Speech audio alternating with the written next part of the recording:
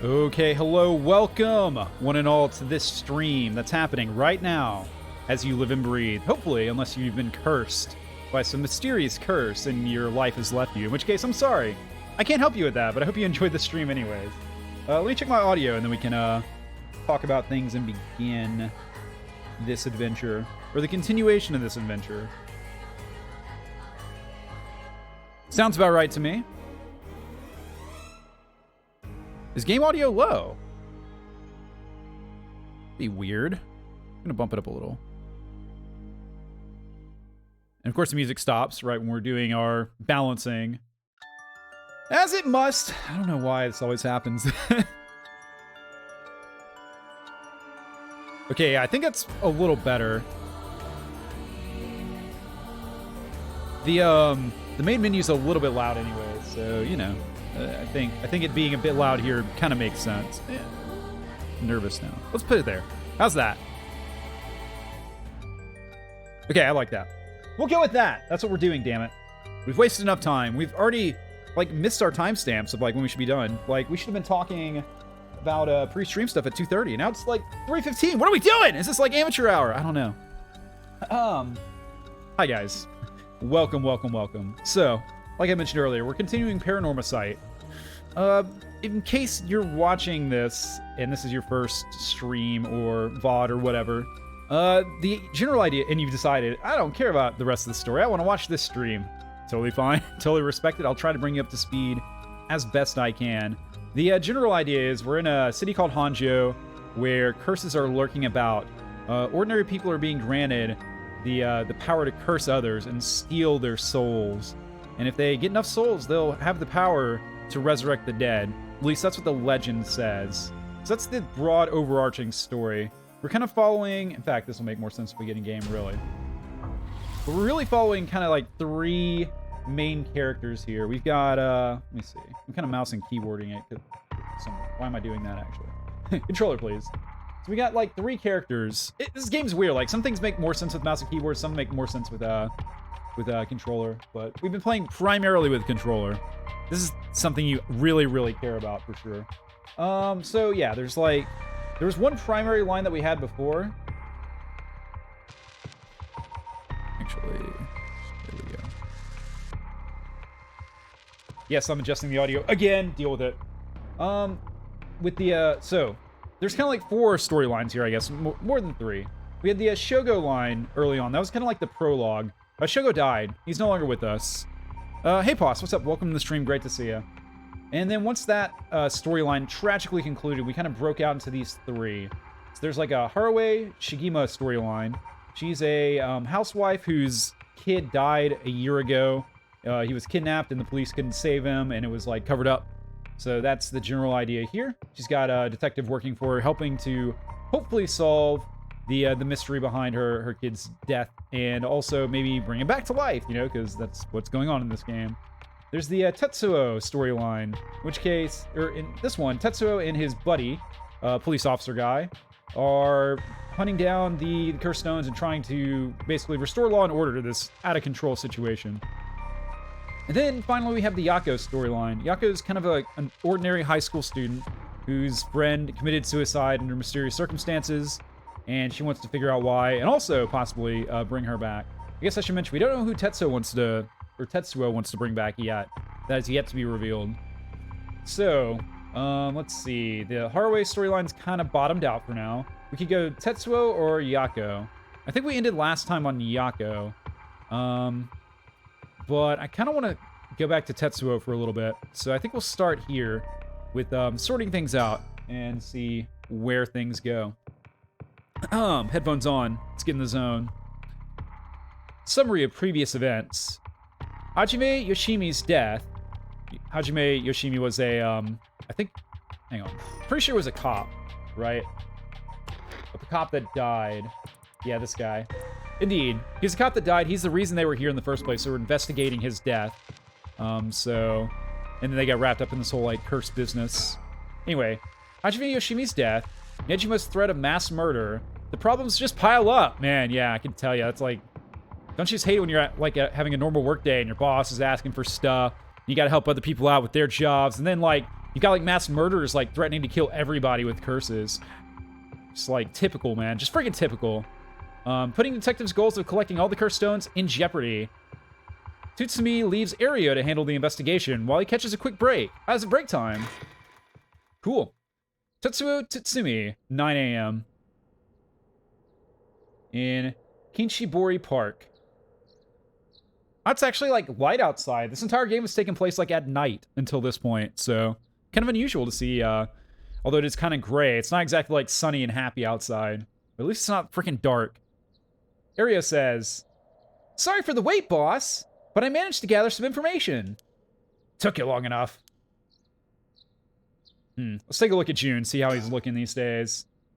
He's been up all night gathering information.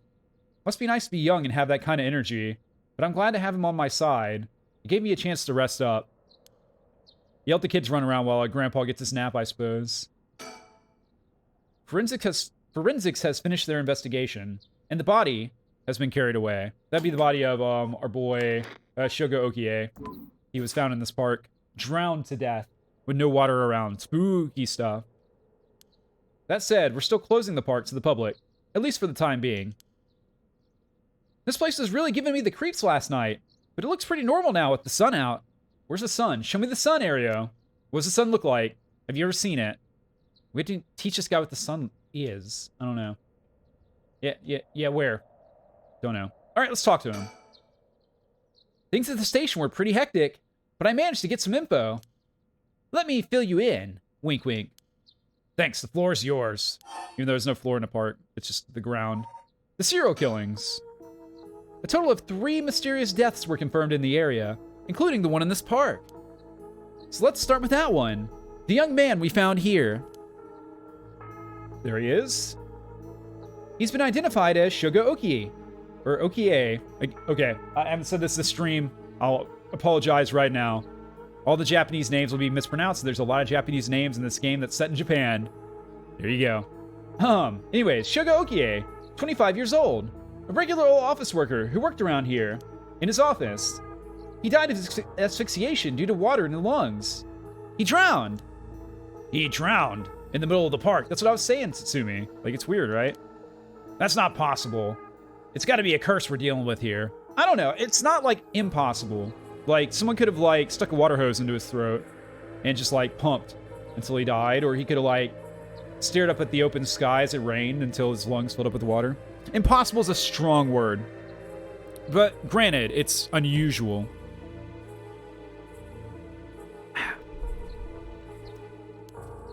About that, boss. Isn't this park associated with one of those 7 mysteries, too? The Whispering Canal, I believe. These are the mysteries that I guess we know about so far. Each of them is tied to a curse. And, like I said, those curses can be wielded by the average citizen to collect the souls of whoever. It seems like Okie's soul has been collected already. That's right! The Whispering Canal! It does seem like there'd be a link between a canal and death by drowning, don't you think? Sharp thinking, Ario. Wow, you're pretty brilliant, because canals have, like, water, and drowning also involves water, eh? Damn, nothing gets by you. You're starting to get the hang of this. So, let's assume they're related. What next? Before that, the body of a woman was found behind a residential complex in Kamizawa. The victim has been identified as Tawako Hayashi, 29 years old. She was an office worker who lived on her own in the area. Wow. Bad night to be an office worker, it seems. As for the cause of death, well, yes. The entirety of her body was crushed by some kind of strong external force. No murder weapon was discovered in the area, but considering the way she was found, we're looking for something large, flat, and heavy that could have crushed her in one fell swoop. Like the ground. Maybe she jumped? Hang on, are you saying she was stepped on? Meaning, man, you hear guys all the time talking about wanting to be stepped on, but I don't think they meant like this. I would go with the foot washing mansion, but like that's the obvious thing. In case you're not aware, the legend of the foot washing mansion basically involved a giant foot coming through the roof of this house and demanding people wash it. and then it went away. It's a weird story. But here, I'm not so sure, because we got the Foot Washing Mansion curse. Let's see. Where is it? Yeah. There we go. Much easier to scroll with the mouse. I'll be swapping back and forth. I was thinking about this last time, because I had a lot of trouble navigating the menu. It's impossible to, like, scroll up and down on this left part with the controller for some reason, but mouse makes it easy. Anyways, Foot Washing Mansion. Yeah, you can see there's a foot coming through the roof, and the lady's like, what the fuck? And she's like, oh my god! So, yeah, bad times. Kills by crushing. Okay, never mind. That is the right curse. I was thinking it was some other thing that would happen to you if you were cursed by this one, but a crushing thing sounds about right. So, yeah, let's... So it is definitely Foot Washing Mansion, I think. I thought they were trying to throw a curveball there. Should have gone with the obvious choice. Exactly! Crushing is the Foot Washing Mansion's modus operandi. The place the body was discovered is also known to be related to the Seven Mysteries. That is this Namigaki's doing. Shit, I knew he'd used it! Judging by the amount of soul dregs, the victim was just a regular person, not a curse bearer. Guess we should report this to Paranormal Affairs. Got it! And as for the third victim... He was identified as Kohei Jonuchi, 32, a teacher at Komagata High. He was found in the school's courtyard. We've seen this one. Kohei. Huh? This guy! He died! Okay, interesting. So in the other storyline, we saw him, like it says right here, alone late at night with Hitomi Okuda in a classroom, and it was like, oh, what's going on there? That seems a little bit like illicit relationships or something. Apparently, it wasn't that kind of relationship. It was the kind where he, like, freaking dies. Brutal. Cause of death appears to be external trauma from a fall or heavy blow. The impact crushed his arms and legs. Since he was found in the middle of a courtyard, he couldn't have fallen from the gymnasium or the main building. A teacher dying at school. And not just any school. Kamagata houses one of the Seven Mysteries. It's gotta be... It's gotta be the one that Utero got. No, not Utero. Who is it? Where is she? We have different, like, files for different people. Yeah, Yako. Sorry, Yako. The Fool's Procession, I think, is the one that we want here. Because if we look at that mystery... Basically... Kills by fatal fall one who hears its music for 30 seconds without seeing the curse bearer. Fatal fall in a place where it's impossible to fall from by normal means. The answer's obvious. It's gotta be... the Fool's Procession. Right! It's where the Fool's Procession is supposed to be.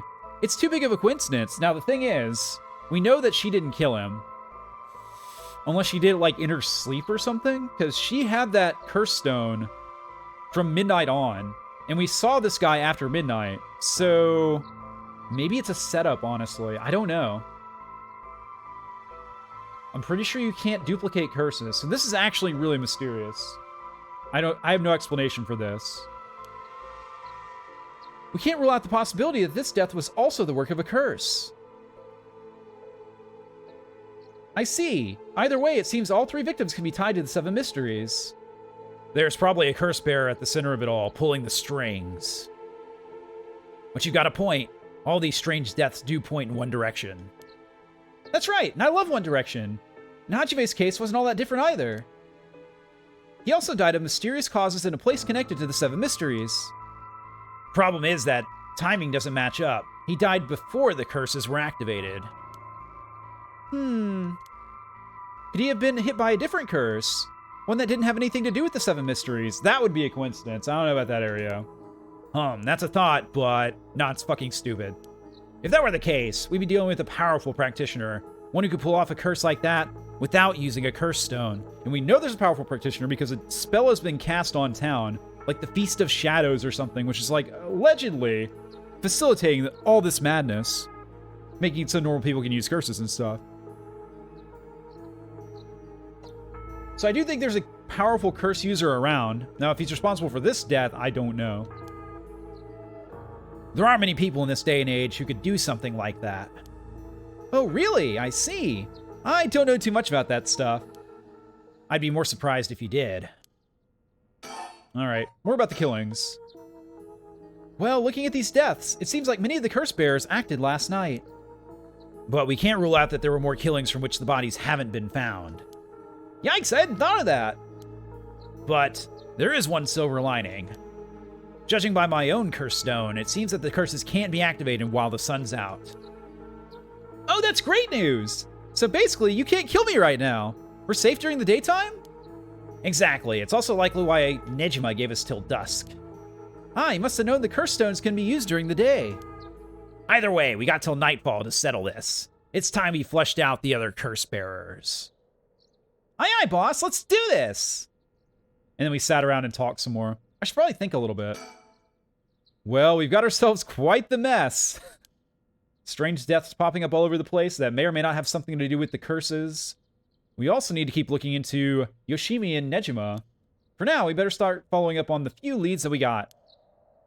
Guess I better see what Ario's found out. We're working on it. We're working on it, boss.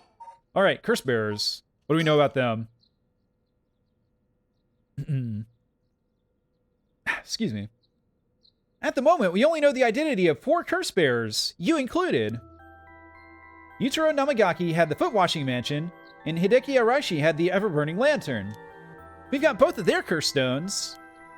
We got them in like half an hour. It was actually really impressive. And then there's Nejima, who claims he has the one-sided reed. Yeah, that about sums it up. Okay. It's unknown curse bearers. Okay, so we don't know who has the Whispering Canal. We know Yako has the Fool's Procession, but the cops don't know. We don't know who has the Beckoning Light. Haraway's got the Haunting Clappers again. No one really knows that. Or at least the cops don't. The Evergreen Beach is our lovely detective. We don't know about the Taiko. Foot-washing mansion was given to Tetsuo by Yutaro. And given as in, like, taken away. One-sided reed is Nejima, who's that mass murderer guy who threatened us last time. And the Ever-Burning Lantern we also have from Hideki. Okay. Hideki is a professor at the school, I think. Okay. We better figure out who the remaining 5 are quick. Yeah, no shit, Aria. How should we go about looking for them? Honestly, don't know. I'm very confused about this part. Do we start cold calling people, just going through the phone book, saying, hey, are you a curse bearer? And hoping they go, yeah, why? Ah, shit! Or whatever. Miss the dialogue. I should go about looking for them. Didn't miss the dialogue. There's no point in searching blindly without a lead. Let's focus on other things for now. I'm sure it'll all work itself out. Tracking down Nejima may lead us to the other curse bearers, too. Either way, he should be our top priority. He could do some real damage if we don't get him. He, like, threatened to kill everyone in town, I think. I also want to look a little more into Yoshimi. I've got a feeling there's some connection there. Aye, aye, boss! You gotta stop that, Area. No more aye, ayes. Sounds like we got our work cut out for us. Let's talk some more anyways. About Hajime. I asked around Sumida's Community Safety Bureau, where Yoshimi was stationed. It seems like he was investigating the apparent suicide of a girl named Michio Shiraishi. Shiraishi, yep. Ah, yeah, I heard about that. He was trying to determine whether it really was a suicide. Looking into the height of the building, the force of the impact, her wounds, all that technical shit. He must have suspected some kind of foul play, because he ordered a full investigation. But it had already been deemed a suicide, and his superiors told him not to go stirring things up. Huh. What was the evidence? Well, according to the report I found on his desk last night, the body was found at the foot of a building, a ways away from the road. There was no evidence of vehicular collision, so he wasn't a second-eyed, but he thought there was more to it? Yes, a truck or other flat-faced vehicle traveling at high speeds could have inflicted similar damage. In other words, sometimes a traffic accident can look an awful lot like a fall. Is that true?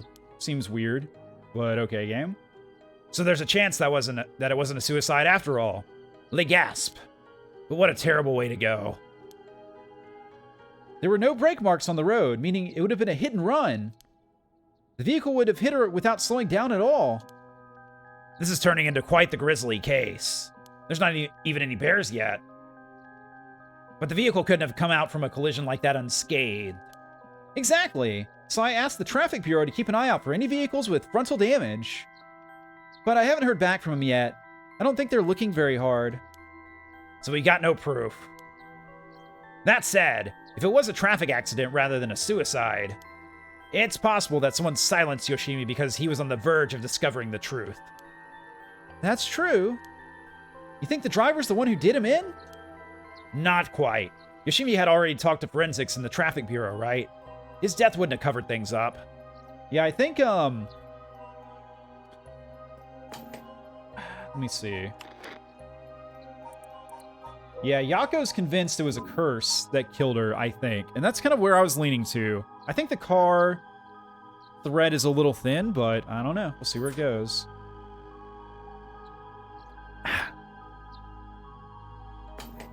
Oops. You're right on that. Even if the suicide was a cover-up for a hit and run, it doesn't seem like enough reason to kill a cop. Oh, that's right. Unrelated, but I got something else, too. Donuts! And also, I managed to get a hold of the Michio Shirazashi's address. Yoshimi went there a bunch of times over the course of his investigation. Might be a good idea for us to drop by, too. Good thinking. Hopefully that'll give us some more leads. All right, let's move on to the next topic. Okay, so we got her address. I think there were rumors of trouble at home with her, and that her new, father-in-law may have been abusing her and stuff like that, so we'll have to see what happens there. What's up, Bro Hank? Welcome to the stream. Great to see you. Hajime Yoshimi. Remember the girl Yoshimi met with the day he died? One Hitomi Okuda. Community Safety didn't have any contact information for her on hand. Not even an address? Well, they had her parents' information, but when I called, they said they hadn't heard from her in a month. Damn. Nice, Rohank. Rohank says they finished their tabs project they were working on, their campaign, and now they don't know where to go. Yeah, maybe give the brain a break and come back refreshed. That's what I usually do if I've, accomplished something. Oh, you didn't finish it. Well, then maybe take a break anyways. I don't know. Yeah, I get you. It's only a segment. Okay. Well, good luck with the rest of it, and thanks for the update. So, she hadn't been home in a month. Lots of family issues from the sound of it. They even said they didn't want anything to do with her anymore. Damn, disowned. That said, she still goes to school once in a while, so we might be able to find her there. Not sure we really have time for a stakeout right now. Well, I do love steak. But she could be a key witness. Can we have Community Safety track her down for us? We can ask, but it might be tricky to get done today. For starters, Komagata High School is closed today. Ah, because of the teacher that died? That's right. All right. But if it's not something we can do today, we may have to forget about it. Let's move on then. Okay. Let's not move on. Let's talk about the same thing a little more. I got some information about Yoshimi's fiancée from Community Safety. Her name is Mayu Chozawa, the 27-year-old fiancée lady. She works as a beautician in the area. Look, I even managed to get a picture of her. She sure is a beauty. And now she's single, but... Oh boy, here it comes. But what? Community Safety hasn't been able to contact her since Yoshimi died. Not by phone or at her house. In other words, no response. Dead silence. There it is. Can't things just be easy for once? All right. There she is. She is very cute. Wow. She's a beautician. Mayu is a beautician and the fiancé of recently deceased Hajime Yoshimi, a police officer with the Sumida Police Department. Mayu's current whereabouts remain unknown. I'm sure she's fine. It's definitely starting to look suspect. A crime of passion, perhaps? It is fairly common for people to be killed by a lover or a spouse. But Yoshimi was well-liked, and they've been together for over 10 years. You never know. Things could be different behind closed doors. I guess so. But we'll have to consider the opposite scenario, too. It could be that the same person who was out for Yoshimi is after his fiancée as well. She could be in danger. You're right! Either way, she's important to the case. HQ already has people looking for her. We'll know as soon as she's found. Dead or alive. And now, on to Nejima, the main bad guy, so it seems. If not the main bad guy, then like certainly a major one. He killed people back in the day, then he called us and taunted us. Seems like a great dude. HQ has mobilized a search unit for Nejima, but so far, we haven't received any word. Guessing he wasn't at home or at work? About that, apparently he vacated his last known address a week ago. Guys! You let a mass murderer back out! Don't let him vacate his address! Keep an eye on that dude. You serious? So you have no idea where he lives? It gets worse. I checked in with the factory he was working at. They told me he was only there for a month before he quit. Hold on a second. You're telling me nobody caught that? Yeah, seriously, what the fuck? Well, I had the same thought, so I spoke to his probation officer. Turns out he'd been doing house visits and interviews, but never bothered checking in on his workplace. Fire that guy. Like, fire him yesterday. He also said he'd lost track of Nejima when he moved to a new place. Jeez, that's just sloppy. That's beyond sloppy. That's like criminally sloppy. I've heard that they're giving parole to just about anyone these days because they're running out of room in the prisons. Which also means there aren't enough probation officers to go around. He's probably overworked. So Nejima got to fuck around unsupervised. God damn it! That asshole's annoyingly good at faking remorse, or insanity, whatever the situation calls for. Back when I arrested him all those years ago, just talking to him left a bad taste in my mouth. Must have had really bad breath then. He's probably hiding under a false name, which will make it hard to track him down. That explains why he so brazenly made contact. That asshole, he's mocking us. Well, for now, the paperwork to circulate his name and mugshot is being filed. That's gonna take way too long. We only have until dusk. Sounds pretty dire. Like, seriously. Probation officer guy, I understand if you're overworked, but like, prioritize the serial killer. If you don't mind. Oh, God. Speaking of Nejima. Yeah? Did you manage to reach your daughter? It'd be best to put her into protective custody as soon as possible. He directly threatened our daughter last time. He said he was going to kill her. That's what he said. Not yet. I can't reach her. They called, but she's not picking up. Wasn't home when they went to the house either. That's not good! You mean a serial killer threatened your daughter and they can't find her? Wow! That's not good, I think! Ario, please. Does that mean she never came home?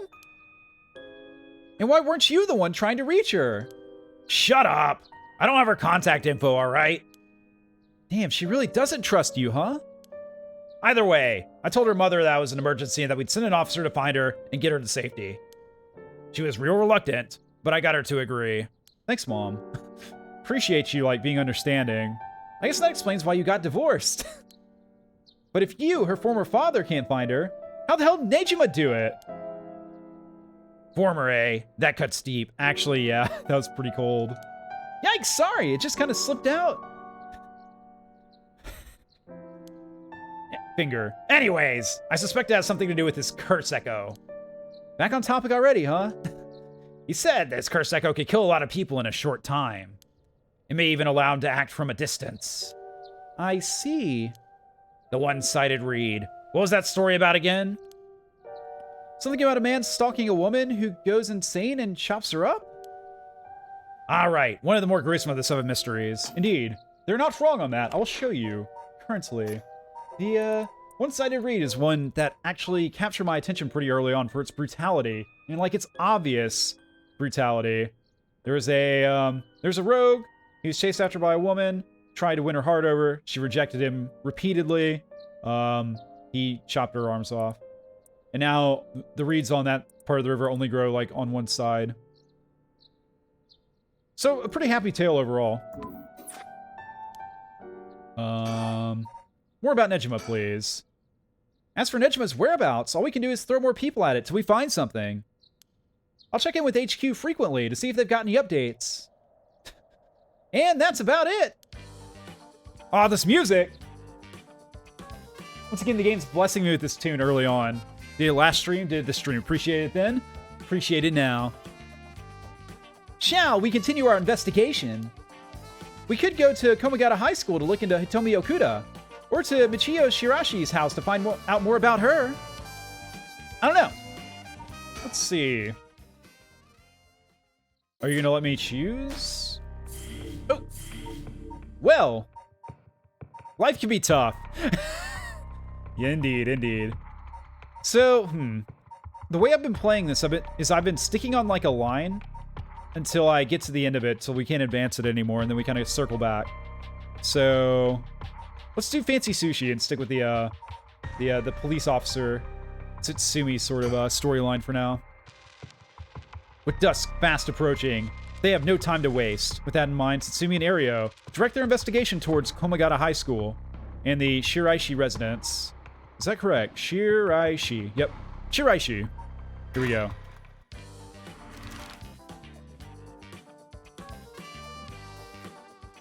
To the high school or to Shiraishi's neighborhood first? We're gonna go clockwise.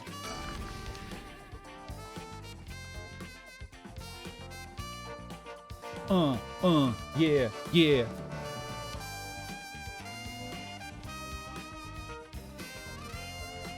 We got more shadow people. It's not a problem, it's fine. Here we are! Komagata High! Classes are suspended for the day, so the students are just kind of wandering around aimlessly, like zombies or something. It's really scary. Well, let's think about this. Ideally, we could talk to someone who was involved in the incident. Easier said than done, though. Yeah, who witnessed the death? Let's look at the surroundings, I guess. Or, yeah, surroundings first. The news of the dead teacher has attracted a fair share of rubberneckers. The atmosphere is kind of tense with this many cops around. Like, one? Oh, and us. Are you saying we're making it worse, Ario? Alright, gymnasium. Komagata High's gymnasium also serves as a polling place and evacuation center. A lot of the buildings around here are still made of wood, but this place looks safe and sturdy. I guess. Yeah, it's made of, like, unmoving, uncaring concrete that, like, oppresses the soul. Let's look at the gates. The school gate will stay locked while forensics inspects the scene of the incident. Looks like they're still busy. Let's talk to the person in charge later. Okay. Huh? Is there something on my shirt? Don't tell me I stink. Only at your job, Ario! Sorry, let's chat. This place isn't only connected to the case because the students were under Yoshimi's jurisdiction. It's also the side of the Fool's Procession, and of course where the teacher was killed. Seems like a likely place to find some clues, don't you think? Just like any high school. Wait, now what?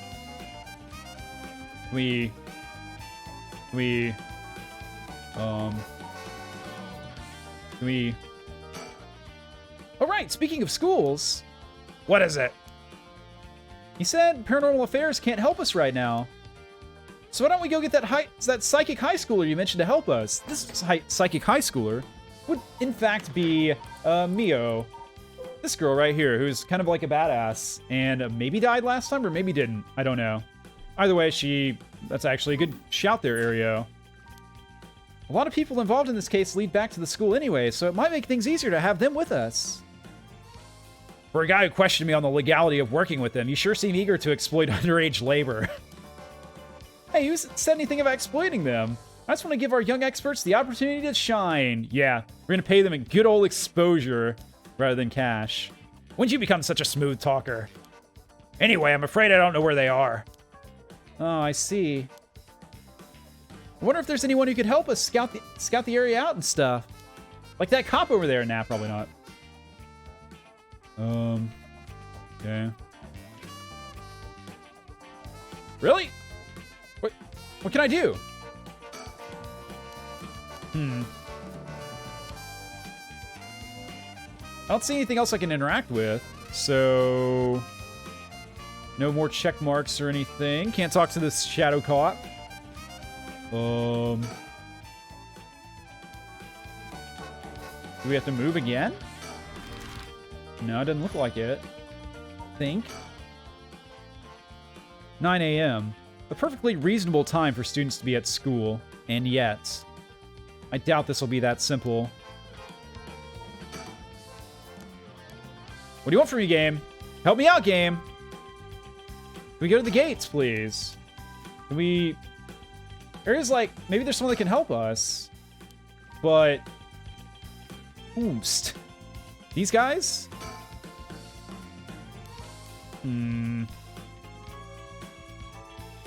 Okay. We're at the part of the game where I'm missing something. Oh, hang on. School building. Yoshimi also looked out for these students as a Sumida city officer. Really? Juvenile delinquency has been a growing problem for years now. This school is no exception. All right, cool. Juvenile delinquency. Oh, good. Let's learn about society's ails and stuff. It's okay. I'm happy to learn if this music's playing. The midpoint of the Showa era saw a marked increase in delinquency among young people. A wave of violent incidents targeting teachers as well as students, and often involving weapons, consumed the nation's middle and high schools. Wasozuku motorcycle gangs also enjoyed their heyday around this time. Japanese arrest rates reached a historical peak during this period, and pompadoured Yankees and female Sukeban delinquents became a common sight on the streets. This youth rebellion is often framed as a reaction to universal education policy, or the pressure of highly competitive entrance exams, but its causes are likely manifold, extending far beyond the deficiencies of the education system. Written like a true, education system proponent, if you ask me. But whatever. Well. Okay, let's be really thorough here, so I can't go any further to the right. Look at the building. Look at the gates. Look at the gym. Look at these two people over here. Look at the surroundings. Nothing sus with this tree. Who are you? I swear people are, phasing in and out. They are, aren't they? You have anything new to say to me, Ario? Are we, stuck? Should we go somewhere else? Maybe we just can't do anything yet. Alright, let's go to, Michio Shiraishi's neighborhood.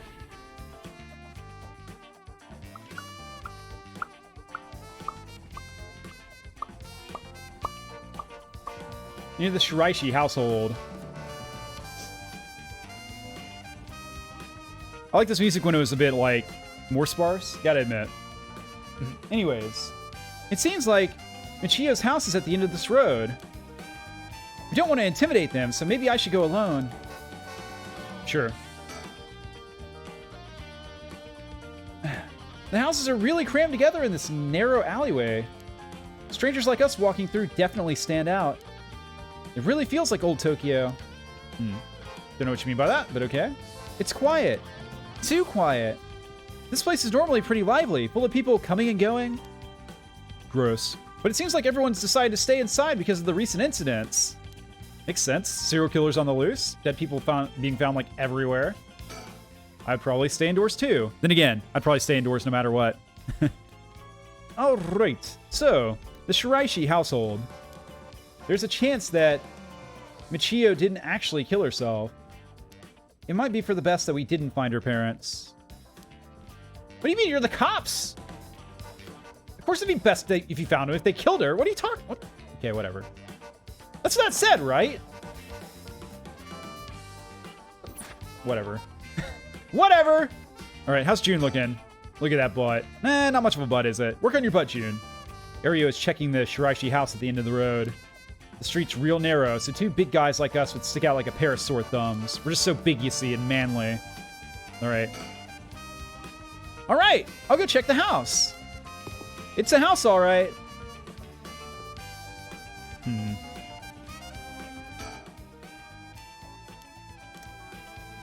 And then we leave, right? See ya, Ario! No, I should wait here till Ario comes back. Okay, yeah. What? Oh, you're back. No luck, boss. No one home? Doesn't look like it. I knocked for a while, but no one came to the door. I glanced in the windows, but there was no sign of activity inside either. And I saw about 3 newspapers stuffed into their mailbox. Humph, I say. Oh, we're stuck, it looks like, so we can suspend. Yep, you cannot currently progress any further. Okay. So, that's about as far as we can go on fancy sushi. No more fancy sushi for us. We'll be dining on chips and burgers and rice and I don't know. Not sushi, that's for sure. So, do we go down to this storyline, to Yako's, or we stay up with the Harue's? Yes, I'm checking the names. Yes, I can't remember anyone's names. Yes, I'm sorry about it. Yes, I wish I could fix it. I think it has been a long time since we've been to Harue's story, so I am tempted to click on my boy Richter up here and see what he found. So glad to see him not dead, by the way. But, looking on the timeline here, technically, this is before that, so I think we should stay, like, chronological here. We'll go with this story. With Yako, Sakazaki's tale, her yarn in this web. Yeah. Bringing her friend back from the dead means she'll have to pay the price. Yako makes it home safely, but still isn't sure about how to proceed with her curse. She worries about Mio as the night passes. Yeah, your friend that you, like, didn't hear from for, like, 2 hours and you left behind, and that actually friggin' died in one of the paths. That didn't, you know, didn't pan out. We, like, went back in time and stuff, but anyways, here we go. Sorry, I'm rambling. Yako, Sakazaki, 8 a.m. Way too early. I say yuck at 8 a.m. Yako's home. You're not dead, Mio! Let's go! Way to not die.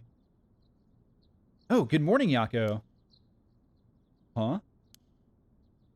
Yako, rise and shine. You're up. Huh? It's morning. Are you okay? Can you remember your name? I'm, the Spectre of the Spirit Board. Yes, I am the Spectre of the Spirit Board. No, don't fall back asleep. You must still be streaming. Wake up. Still be streaming? You must still be streaming. No, I think she's dreaming. I don't think they were streamers back in the 80s. Yeah, I'm Yako Sagaji. Good. Oh, Mio. Thanks for last night. Was everything okay? Yep, still alive. Definitely didn't die. Definitely not a ghost. Believe me. I couldn't dispel the curse echo or learn the identity of who used it, but I managed to at least get away. But in that situation, it's the best you can hope for. I'll friggin' say. I'm sorry I got you involved in something so dangerous. I meant to look for you as soon as the sun rose, but I'm just so fucking lazy. I can't even remember when I fell asleep. It's okay. It's only natural to be exhausted after what you went through. Besides, I also feel bad that you've been wrapped up in all this. It's supposed to be my job to prevent that from happening. Oh yeah, you said something about that last night, about not doing your job and stuff. Just who are you exactly, Mio? Slow zoom. Oh, well, the truth is, I've been trained in things having to do with the supernatural.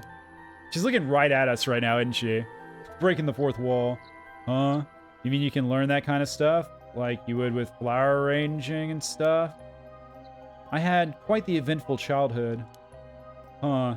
That sounds like it must have been tough. Yes, it would take a long time to explain. So let's leave it at that for now. As fate would have it, I ended up as the apprentice, or maybe more like an assistant, to a notable paranormal expert. Schools have always been more paranormal disturbances.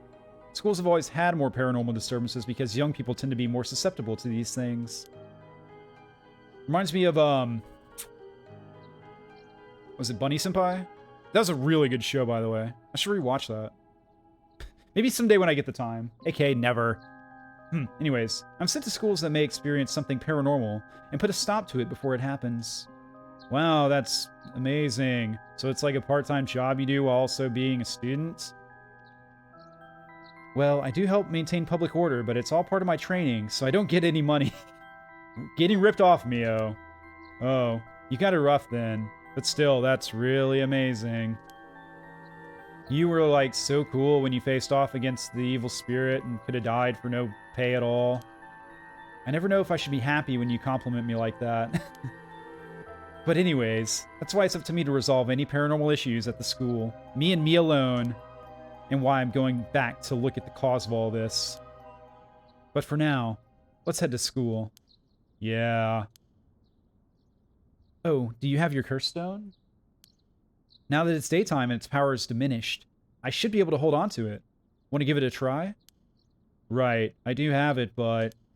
Yako? Is it really so wrong? Trying to bring Michio back, I mean. My thoughts is it's not wrong, but the cost is too high. Like, it's not wrong to try to bring back the dead, necessarily. It's just that, like, it breaks the rules of our universe, and there will be consequences. That's how I feel about it. Dots. I can't approve of it. The rite may seem like a dream come true, but if it involves taking the lives of other people, then... Yeah, true. I want to make sure this whole ritual ends without anyone getting hurt. Wow, Mio, I've got some bad news for you. Body count's at 3+ so far. That's what I believe, and what I'll put before anything else.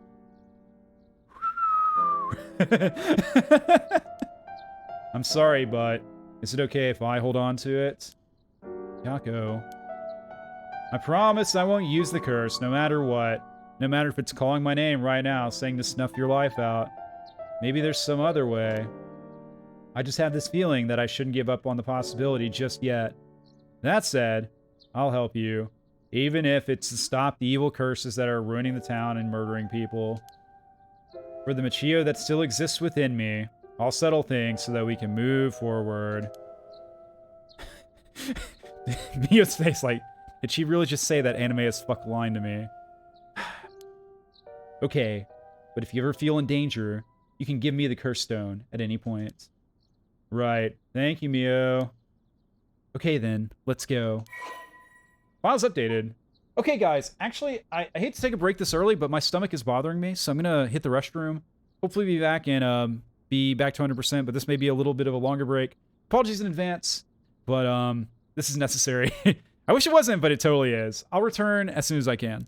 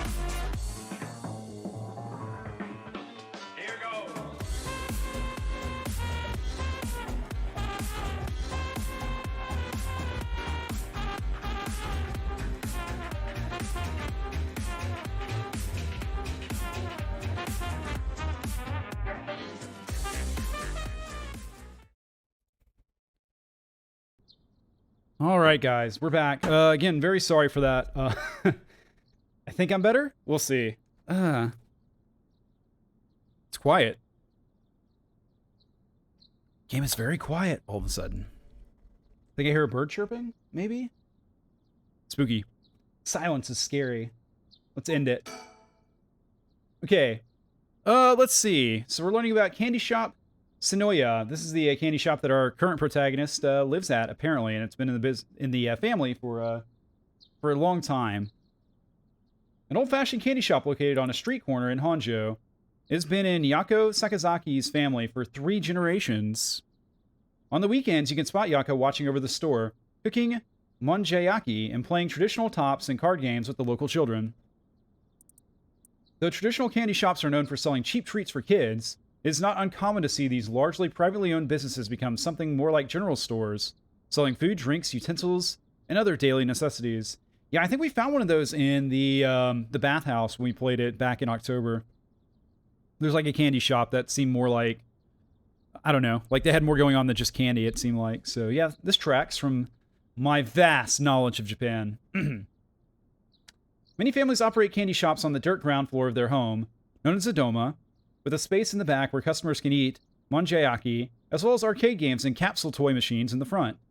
Such facilities make them attractive places for children to gather and play.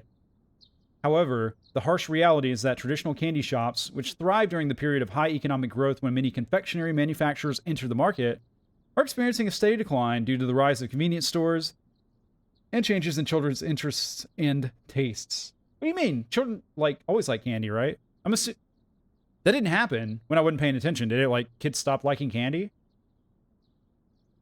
Well, more for me, I guess. Okay. And they went to the high school, I think. Yako Sakazaki, 8 a.m. No time has passed. We were already at the high school. I guess she did live close.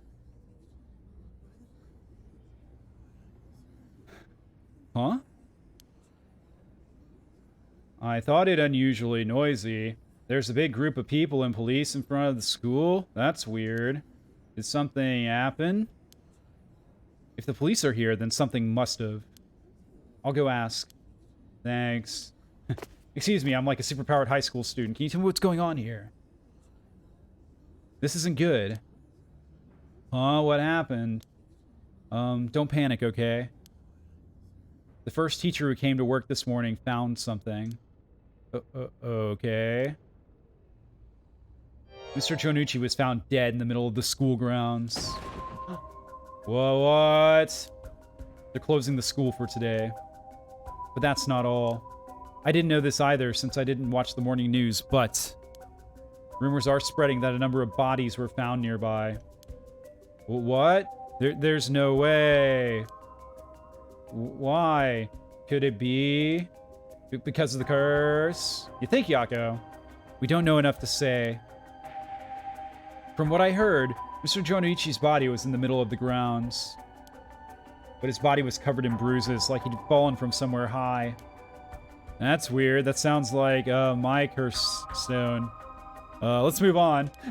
Taking into account his unnatural death and the timing, it's very likely that it has something to do with the curse. You're saying someone used their curse on him last night? Seems like it, doesn't it? But that's so scary.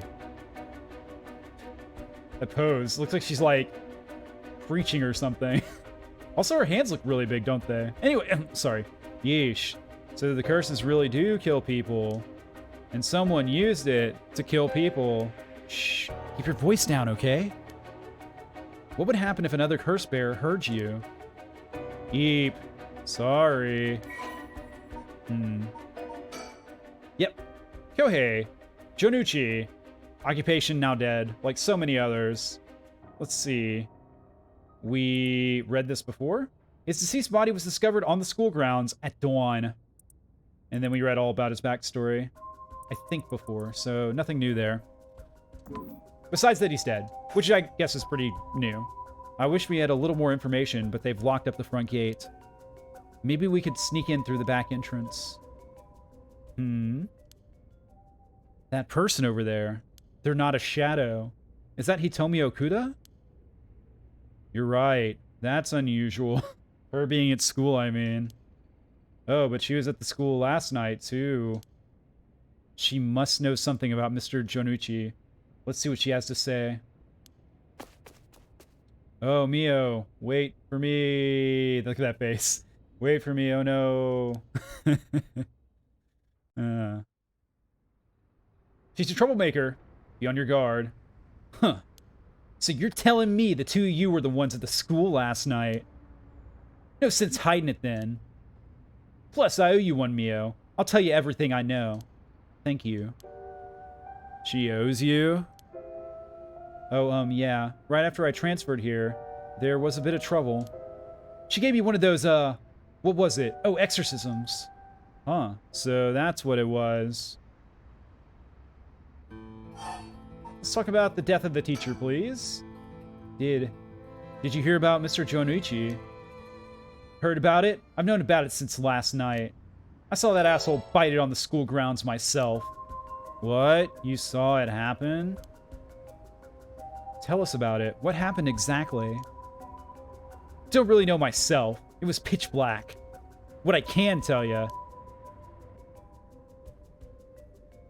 It was almost dawn. Probably around 3. How early is the sunrise? Anyways, he started freaking out all of a sudden, ran out on the grounds like something was chasing him.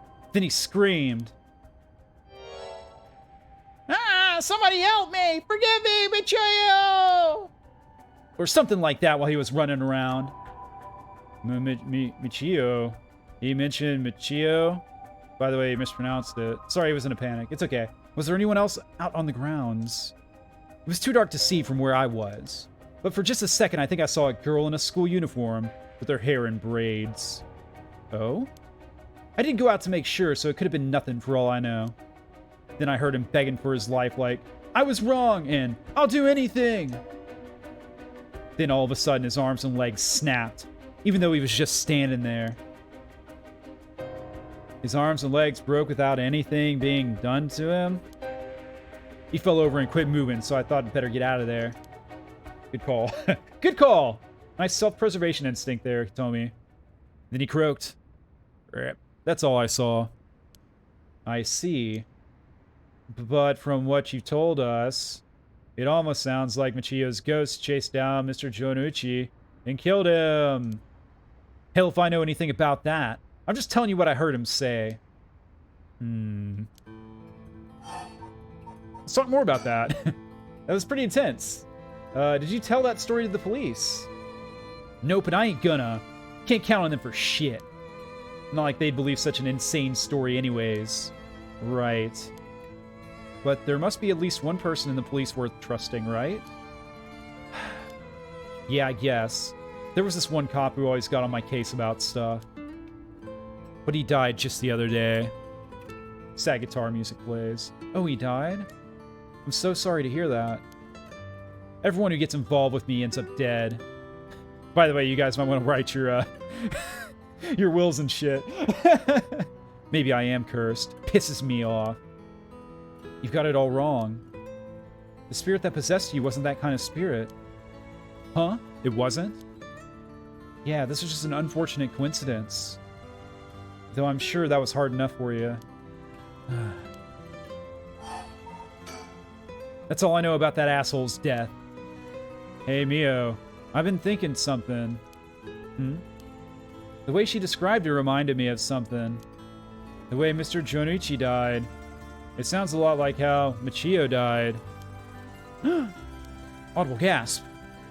Of course, I didn't see it myself, but the state Michio's body was in, it was like she had fallen from high up. Could they have been killed by the same curse? I don't think so. The curses of the Seven Mysteries hadn't manifested when she died.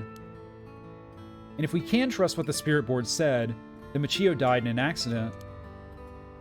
Oh, right. An accident, eh? Like a car accident. So maybe there is some validity to the whole, like, hit and run theory. Mayhaps. That's about all I know about that asshole's death. Okay, fine. What's about your exorcism, if you don't mind discussing it? I know exorcisms are kind of a personal sort of thing, but... Hitomi, were you possessed by some kind of evil spirit or something? I don't understand it all too well myself. What I can say for sure is... Thanks to Mio, the weird symptoms that were happening to me all went away. Yep, some people are born with a natural sensitivity to the paranormal. They tend to end up in isolations, as they struggle to... Way to nail it, Laggie. Way to nail it! As they struggle to relate to people around them. They also tend to draw spirits to them naturally. This can cause strange symptoms they don't understand, like headaches, muscle stiffness, and hallucinations, even memory problems. I'm sure it must have been very hard. So that's how it works, huh? Do people also have their personality taken over when possessed too? It is possible with spirits to have a very close relationship to their target, like siblings or a parent and child. But you almost never hear about people being taken over completely. It's when the two parties aren't in sync that those negative effects can start to appear. So the seances or whatever you see on TV are all bogus? Not quite. There are mediums and diviners that can align their minds with the spirits they call. You know what I'm thinking, actually? I think Yako maybe got possessed last night when he killed the teacher. And, like, also did her hair to look like her dead friend. That's what I'm thinking happened. Effed up! But that's my call right now. That there are people on TV who are just putting on a performance. Huh.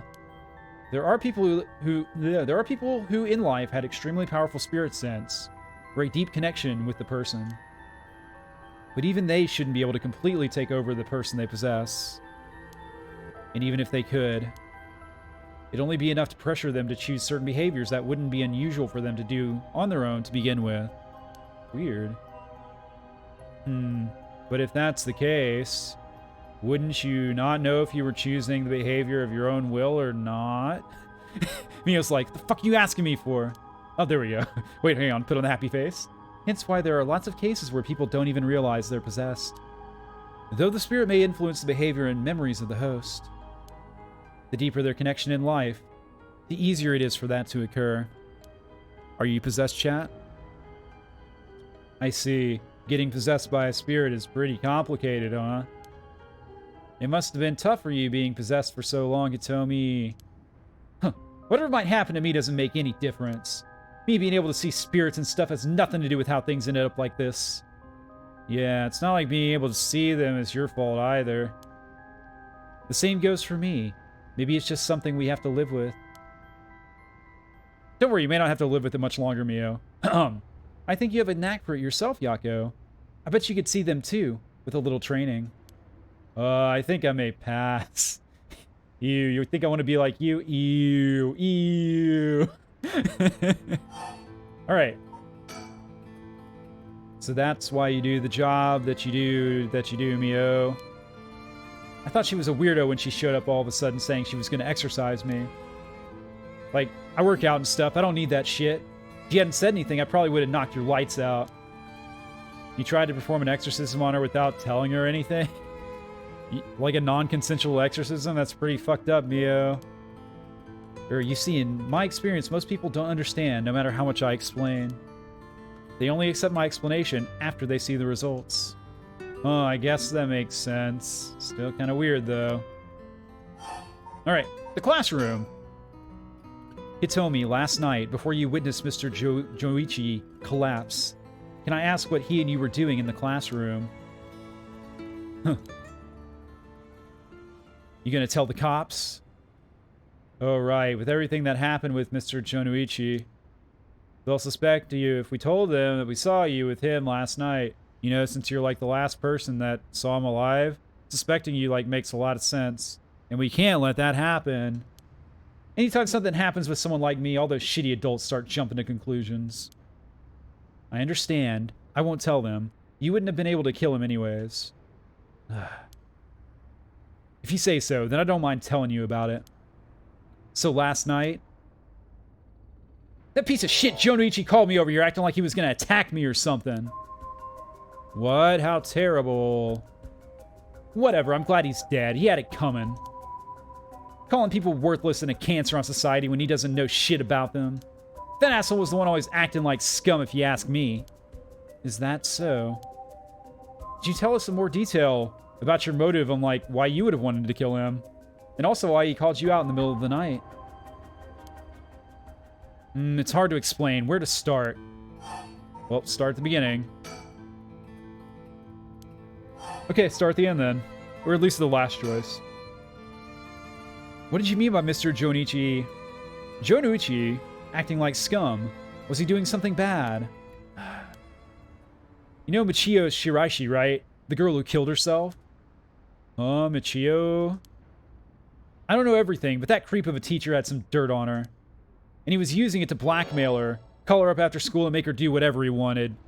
Nope! Nope! Fucked up! Glad he's dead too. What?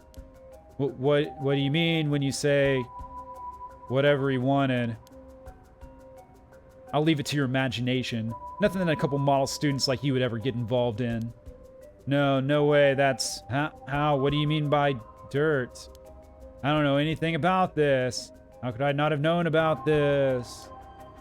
Yako, I know how you must feel, but try to calm down.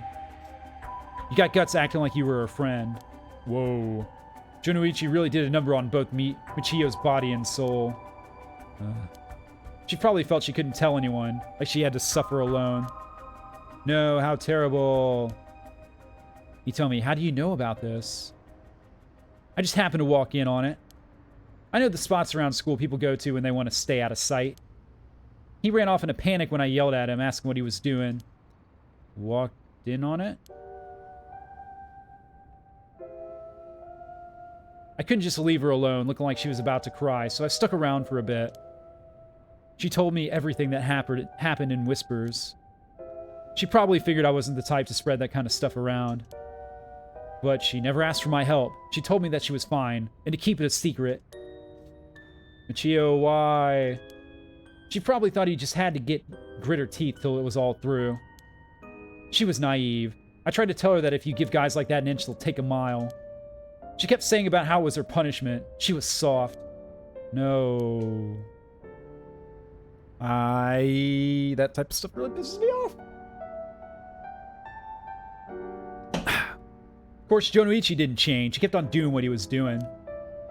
I don't understand either of them. But that's as much as I was involved. And then she killed herself. Nothing I could do about it now. You told me, if you knew about it, then why didn't you... You trying to say it's my fault? She told me not to say anything. She told me she was fine. So what the hell more responsibility do I have other than what I already did? Yako, there's no point blaming Hitomi. Michio, why?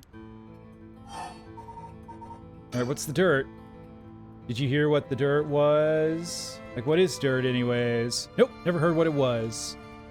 But from the sound of it, he'd been blackmailing her since about a year ago. For that long?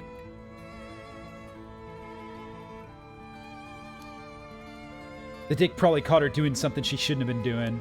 She looked well behaved, but there's more to a person than meets the eye, you know. There must be some reason. Dunno, got nothing to do with me. Anything else about the classroom? So last night, how did it start? Ah, right.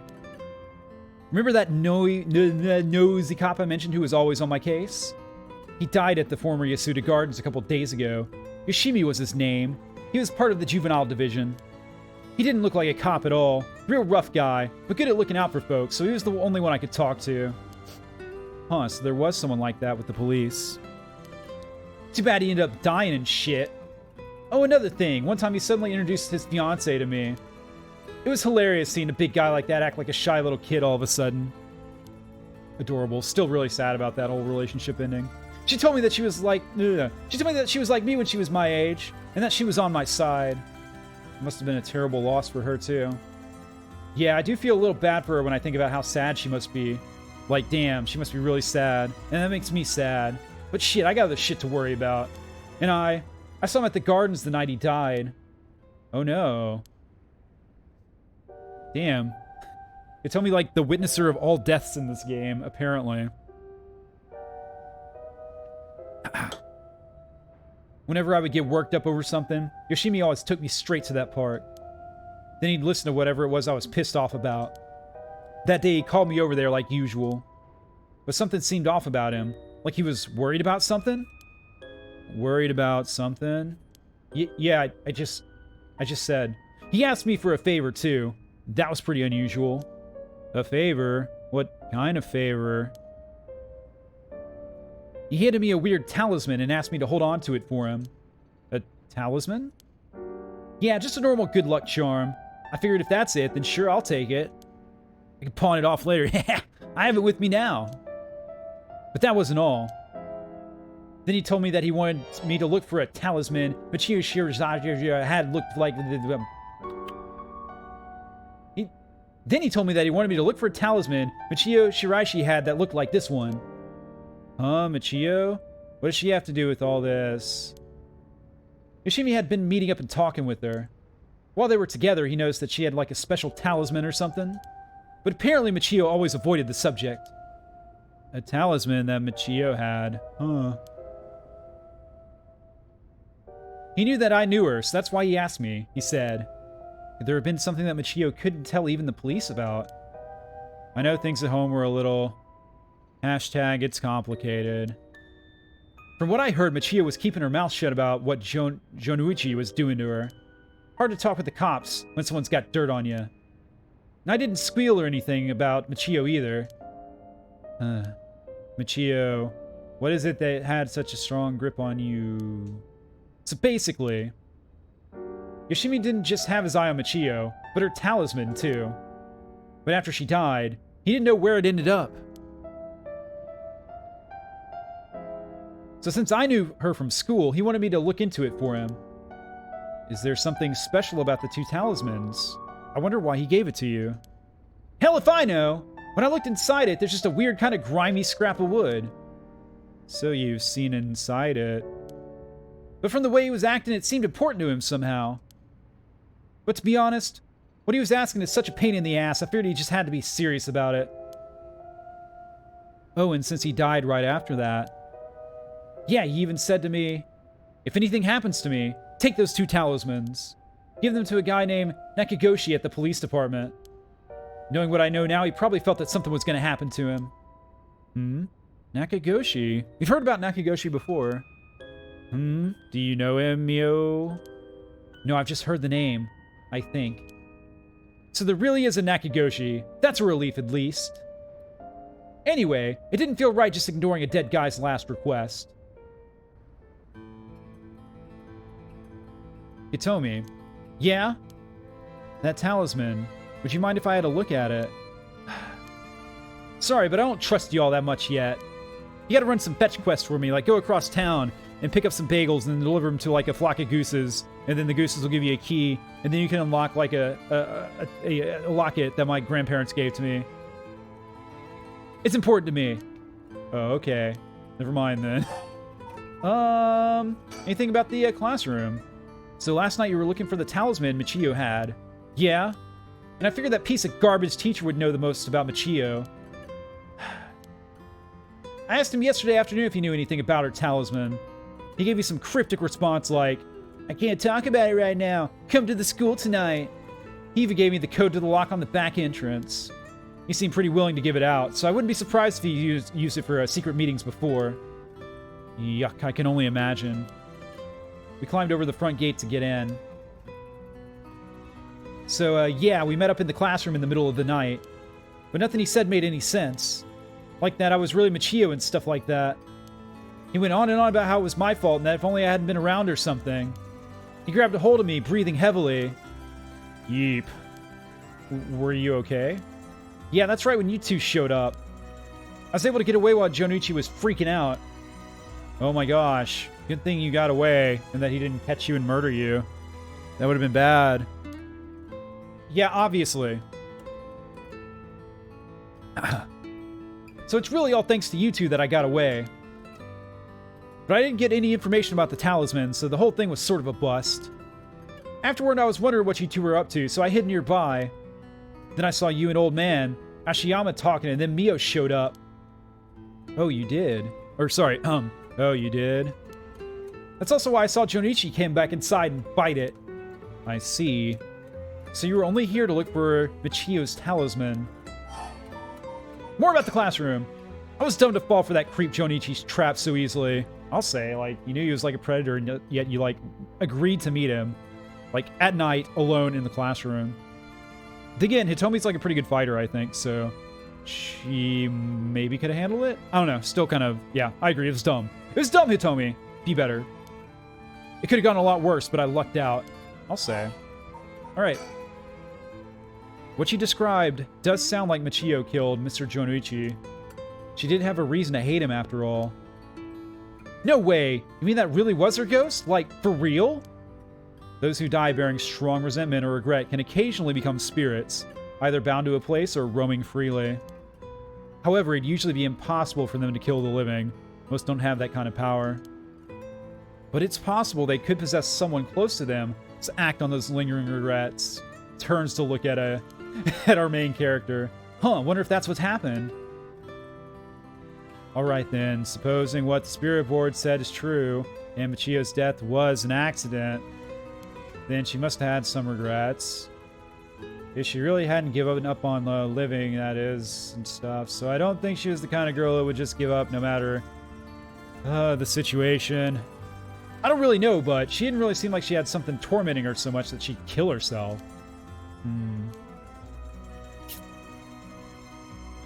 Interrogation complete. And that's all I know. Happy? No, not really, but thanks for asking. I still gotta look for the talisman. Sure, thank you, Hitomi. Oh, if you two find out anything about Michio's talisman, we'll be sure to let you know. Thanks. Oh, can we get your contact info where we can normally find you? Right, I'm not home most of the time. Usually I'm at a friend's place. Here's the phone number. Yay, we got our number. Boop, boop, boop. Thanks, we'll call her if we need to talk with you. And, what is it? You're easier to talk to than I imagined. I was kind of scared at first, but not anymore. See, you're just inviting her to punch you in the face. Shut up! You're the one avoiding me. Anyway, catch you later. And don't die out there, okay? Thanks, we'll be careful. Face. There's some very memeable faces in this game that we come across so far, and that's no exception right there. That is a sussy face, if ever I've seen one, Mio.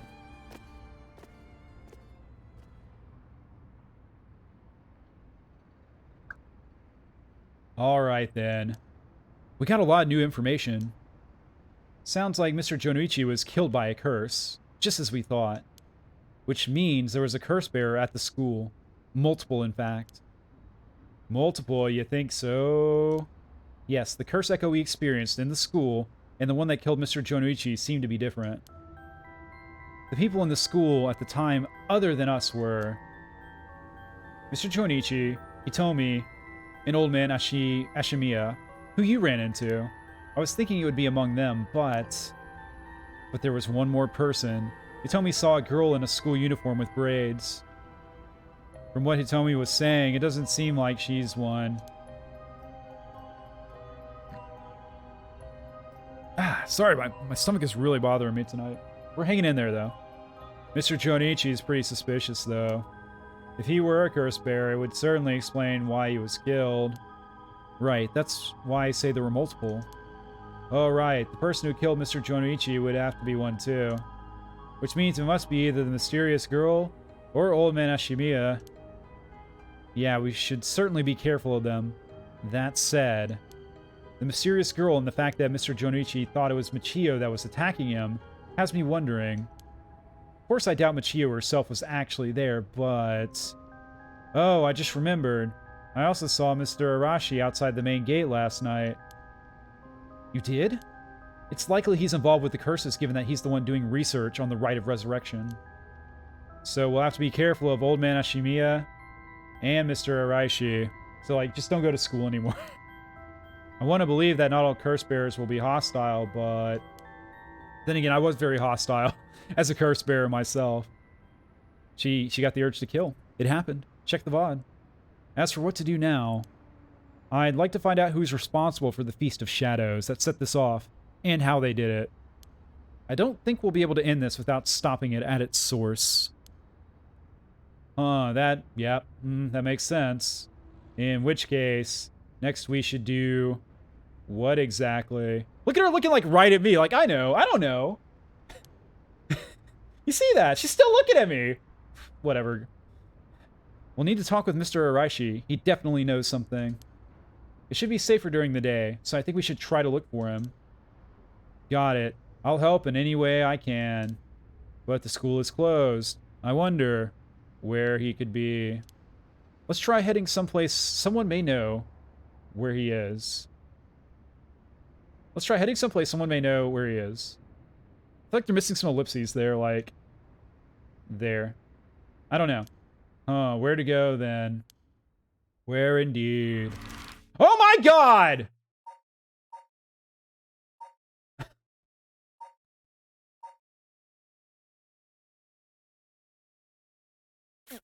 Okay. Choices abound! I'm thinking... Well, the high school's the only one that makes any sense to me. Because... Well, we can't get in, though. Okay, the candy shop doesn't make any sense, because that's our house. Why would he be at the bridge? Why would he be at the gardens? Why would he be at the other bridge? The high school's the only one that makes, like, any sort of sense. So I guess that's where we're going. Even though I think it's still a bad idea. Alright, Yako, 9 a.m. 1 hour later. Echo got a high school.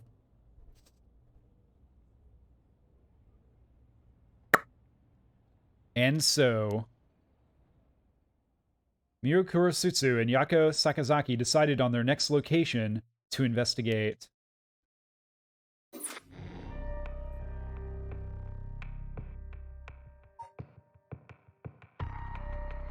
And that's it? Okay, I guess we're going up here then. So life can be tough. Death is easy though. Oh, my boy Richter, you look great as usual. Look at that guy. Looks amazing. Fingerless gloves, all white, like serious style. I could never pull off an outfit like that. Not in a million years. And the hair, the flowing locks. Yep, big fan. All right. For the first time, we're on Harue's storyline. Last we saw her, she went home, and that's about it. Summary of previous events.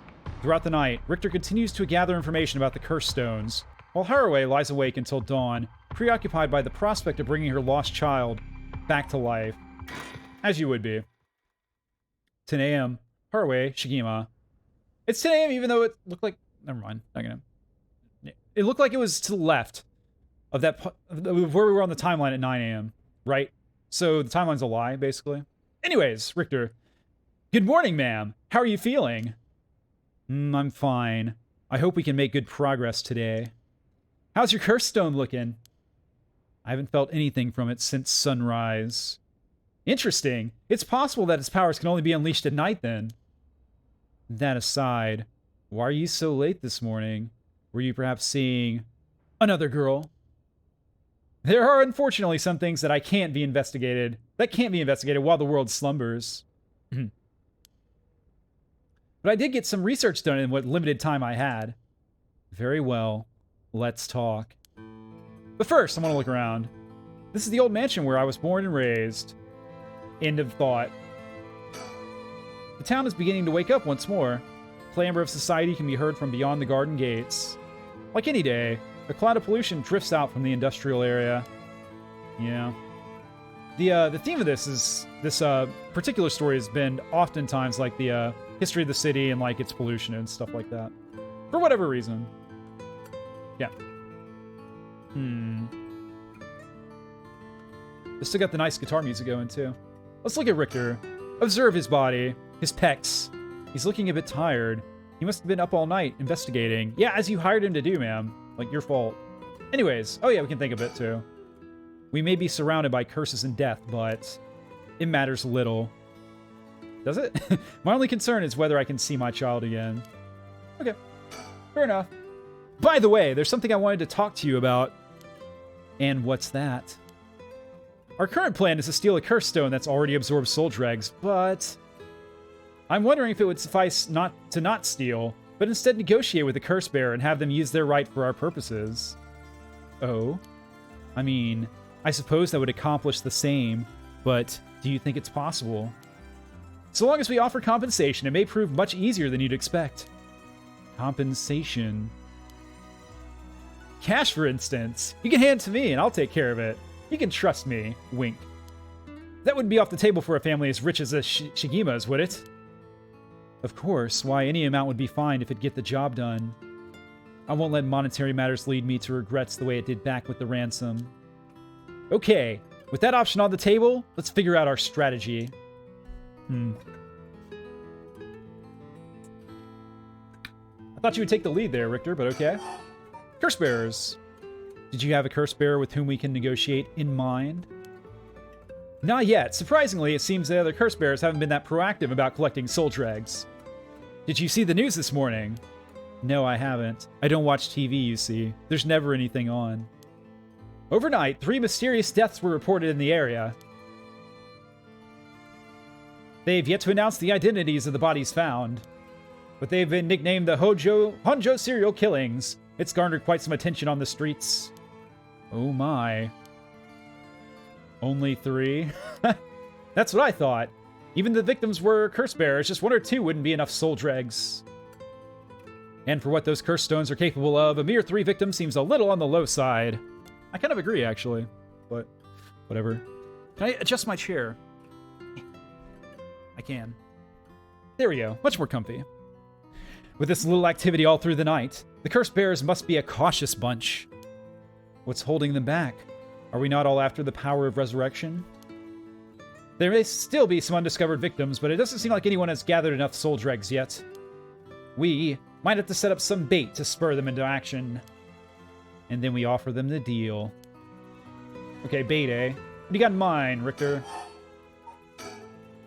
None of the curse bearers seem very proactive. I wonder if this situation could be what the mastermind who kicked it all off intended. Now that's an interesting theory. You think there's someone behind this all? You mentioned hearing an agonized voice telling you to kill when you first obtained the curse stone. That doesn't sound like a coincidence to me. Sorry. Man, I wonder if that chicken I ate tonight's bad. It did smell a little weird when I cooked it, or like before I cooked it. I'm gonna hope it's fine. Yeah, it'll be fine. Someone agitated the curses in this area on purpose, and they are likely after the rite of resurrection as well. So you're thinking this person is not one of the curse bearers. You've got a sharp mind, ma'am. Though it might seem obvious for the mastermind to become a curse bearer and collect soul dregs if they were after the rite, this would be very risky, since as a curse bearer they themselves would become a target. So it'd actually be more convenient for them if the curse bearers moved less aggressively. That's right, but despite that, they've all been inciting the curse bearers to commit murders. Why? Let's consider this. What if the mastermind isn't trying to collect the soul dregs themselves? You mean their intention was also to steal the souls while the other curse bearers compete with each other from the start? That's so dastardly. I'm glad it's our plan, too. Sitting back and observing from the sidelines is a safer course of action, which is why I figured it's best for us to attempt the same strategy. So, how should we do it? There's still reason to suspect the mastermind could be a curse bearer themselves. To be honest, I want to keep my distance from whoever it is. There's no telling what kind of power they might possess. Whether our aim is to negotiate or steal, we'll have to outpace the mastermind in making contact with the other curse bearers. How do you suppose we do so? At this point, all we can do is search. Let's stand here and not search. If there is a mastermind inciting the curse bearers to collect soul dregs, can we be sure there's even a rite of resurrection? Good question. The right could be nothing but a myth fabricated to spur the curse bearers into action. Seeing it might be for naught. Do you want to give up, ma'am? Never. Understood. After all, we'll never know the truth unless we see it for ourselves. But we'll do it without using the curses ourselves. Loopholes and shit. By the way, I met a few people who seem like potential curse bearers last night. I did some investigating into all of them, but I only managed to get the detailed information on 2. You're quick. I suppose that's to be expected from an investigator extraordinaire. I appreciate the flattery. Pose. First, there's Ayami Tono, the girl we talked to before, though she isn't a curse bearer herself.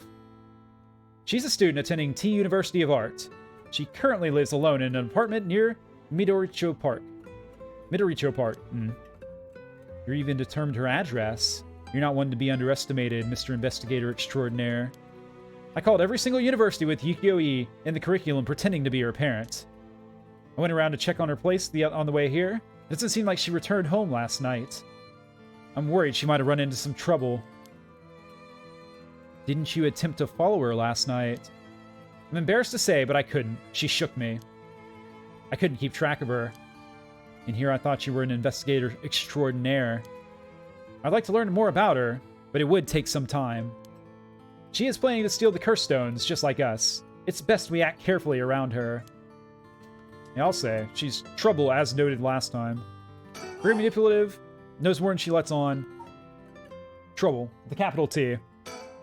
Next is a tall man who was dressed in black. I met him near Hinshisho. He stood out with the way he dressed. I managed to get some good information from him. Impressive. What can I say? I'm impressive. He works as a secretary to Hyaku Soap's chairwoman. I believe his name is Takumi Yumioka. The Hyaku Soap's headquarters and factories are both located in Honjo, correct? Yes, they've been here for a while, but it's only in the past 10 years that the company has shown significant growth. I remember seeing the chairwoman on the news a few years back. She seems to be very shrewd. With the increase in sales, I assume she'd want her factories running at full capacity. But with the harsh restrictions against industrial waste, a lot of the factories with older equipment had to be shut down. That's right. Even 10 years ago, there were many complaints about chemical plants dumping waste into the river. Most companies back then were more concerned with making a profit than protecting the environment. I wonder what a man working for such a company would have been up to in the middle of the night. On the way here, I stopped by the company's headquarters, but they hadn't started for the day. I should have better luck later. Let's hope you will, for your sake. Perhaps they're interested in seeing if the right would be beneficial for their product research into beauty, skincare, and stuff like that. Ooh, baby! Ah! Reading's hard. Reading's hard. This couch is doing its best.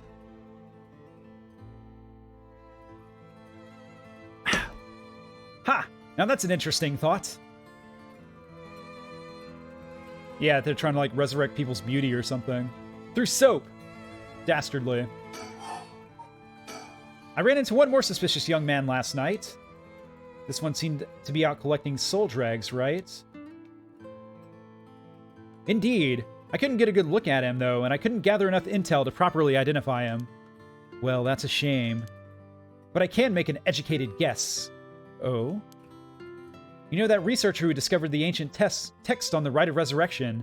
The one that lives near here? His name is Hideki Araishi, and the man I met was very similar in stature. Oh my, even he is involved. How awfully suspect. Considering his background, couldn't he be the one who initiated the whole affair? I think it's possible, yes.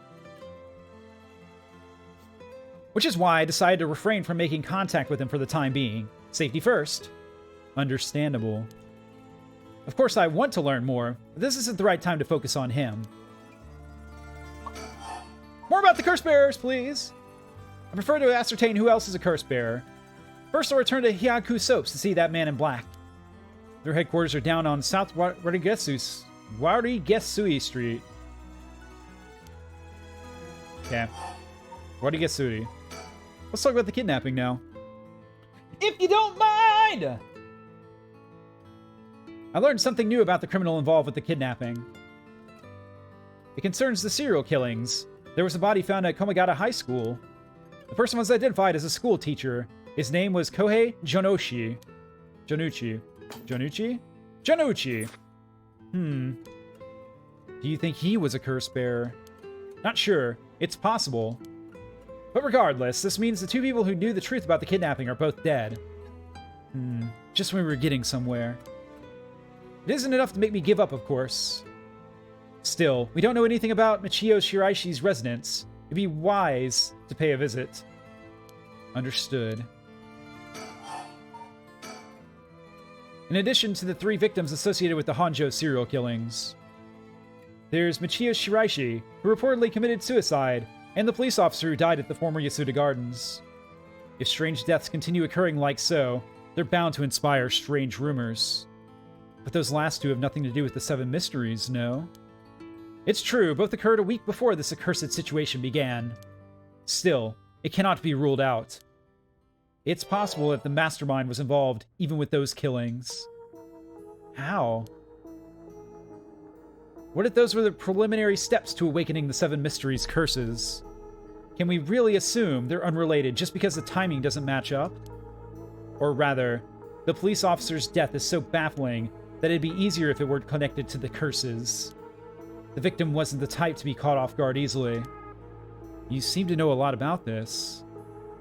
I suppose we weren't strangers. My personal feelings might have wrapped up in this one, I suppose we weren't strangers. My personal feelings might be wrapped up in this one, too. I see. If you were to investigate this matter more, you might get a lead on the mastermind. You're right. If we wish to focus on the mastermind's identity, this would be a fine starting point. We might even discover more deaths related to the curses on the way. We should pay attention to today's news. Well, that's all I have to report. Shall we continue with our investigation? What do you want to do? If you still can't use the curse stone, taking a walk should be a fine place to start. With me? Right, let's go together. I want to see what's going on for myself. In that case, I'll trust you to decide on where we should go, ma'am. I get to decide, eh? Which places have stood out to me the most so far? Let's see. Midoricho Park, or Igesui Street, or the high school. I don't know, man. No idea. Not the foggiest. Let's work south to north, so let's go to the park. Midoricho Park. We have reached Midoricho Park. We're here. This is Midoricho Park. Ayame Tono lives around here. She wasn't in her apartment when I dropped by this morning. I wonder if it's worth checking again. It seems picking up Ayame's tail is out of the question for now. Why did we even come here? I don't know, man. I didn't have any better ideas. It's always heartwarming to see children playing in the park. Richter seems to like kids. Perhaps because they're on the same wavelength. Ouch. But, you know, it's good to have, like, a childlike stance on some things. I mean, I think that was valued in the police officer's line as well. With regards to June. Often attributed with childlike qualities himself. And in a positive way. Alright, let's talk. We won't get much done standing around here. Why don't I go and check out Ayame's apartment? Yeah, please. You don't mean to speak with her, do you? No, I'd prefer to get an idea of what she's been up to. I'd like to see whether she's been home or not, just to potentially get a trace on her movements. Then, be my guest. Okay, I shouldn't be long. And he was back. I'm back, ma'am. I can see that. So nothing. I'm afraid so. She still hasn't returned. However, I noticed a few people who seem to be related to the police force, keeping watch in the area. I don't know if they got their eyes on the apartment, but they do appear to be watching the building it's in. Interesting. You've got a sharp eye to have noticed them despite being so covert. What can I say? It's part of the job. However, it meant I had to refrain from knocking on her door or looking through her windows. I wasn't able to check on her electric meter or mailbox either, unfortunately. You were planning to go that far. Damn thorough. Okay. Won't get much done sticking around here. This place is connected with the story of the Taiko of Suguru. Not only that, Katsushika Okusai's home was also in this area. That might be why Yame chose to live here. Okay. That was a famous artist, right? One of his, like, 93 homes or whatever. A small park bordering South Warigasui Street, supporting a mixture of cherry and evergreen trees. Although unremarkable in most respects, its small playground always attracts a number of children come evening. While no trace remains in the modern day, it stands on what was once the site of the Suguru estate. The legendary artist Katsushika Okusai also is believed to have been born in the vicinity. Oh, he was born around here. Okay, gotcha. A little bit different.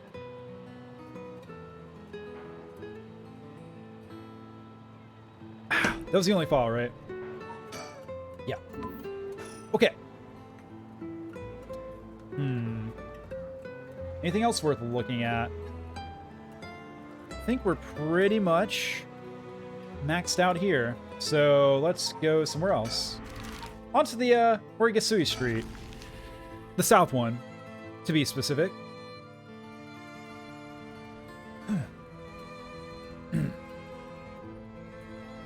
The Hyaku Soap's headquarters are on the other side of South Warigasui Street. They were closed when I visited this morning, but it appears things are up and running now. Let's get a look. To think a small soap-making company could grow so much in such a short time. So many stinky people. They have factories and warehouses throughout the area now. You can see why a director and now chairwoman, Natsue Yamamori, is called the Queen. Queen of Soap. Hyaku Soaps. That is an Umbrella Corp looking logo. Don't know. Hyaku. A chemical producer that ranks 4th largest in the domestic detergent market and 7th largest in the cosmetics market. From its humble beginnings as a small soap factory established after the war in 1946, founder Natsue Yamamori utilized her feminine perspective and a well-timed economic boom to boldly lead the company into new markets. Even as the market grew crowded with the industrialization of Sumida City, the company continued to expand, digging its roots deep into the area, into the cursed soil that Sumida City was built upon. In particular, it established itself as a household name by focusing its branding towards the rapidly expanding convenience store market. Its flagship products now include cosmetics, detergent, soap, shampoo, and more! The company's name, Hyaku, can also refer to katsuri, a type of pattern fabric. Okay. Fair enough. And there she is. Natsue Yamamori. Sus as hell. Don't know. Company chairwoman. Kinda not the worst looking grandma, though. I'll say. Not bad. Not bad, Natsue. Natsue is the former president of Hyaku Soaps, a large chemical company. Though she retired from her position 2 years ago, she still wields great influence over the company from her position of chairwoman. Recently, there have been rumors about her possessing strange and powerful magical abilities, earning her the nickname, the Witch of Hyaku. Yeah, mega sus. Didn't know she had that sort of rumors going around about her. Prior to the war, Natsue enjoyed working her dream job at a textile factory. She was forced to face the bitter reality of the world, however, when the factory was destroyed by a fire during the war, and she was ordered to rework the fabric she had painstakingly crafted into something more suitable for blue-collar work. Witnessing the rise in popularity of Western-style clothing in the post-war period, Natsue left the textile industry. However, a nod to her past can be seen in her company's name, with Hyaku being another name for katsuri, a type of fabric featuring patterns and images woven with dyed fabrics. Cool. Got a weird email just now. Hang on, let's deal with that.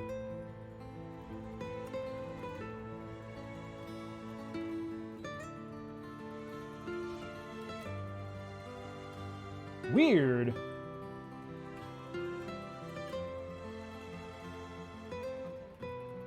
When's that happening?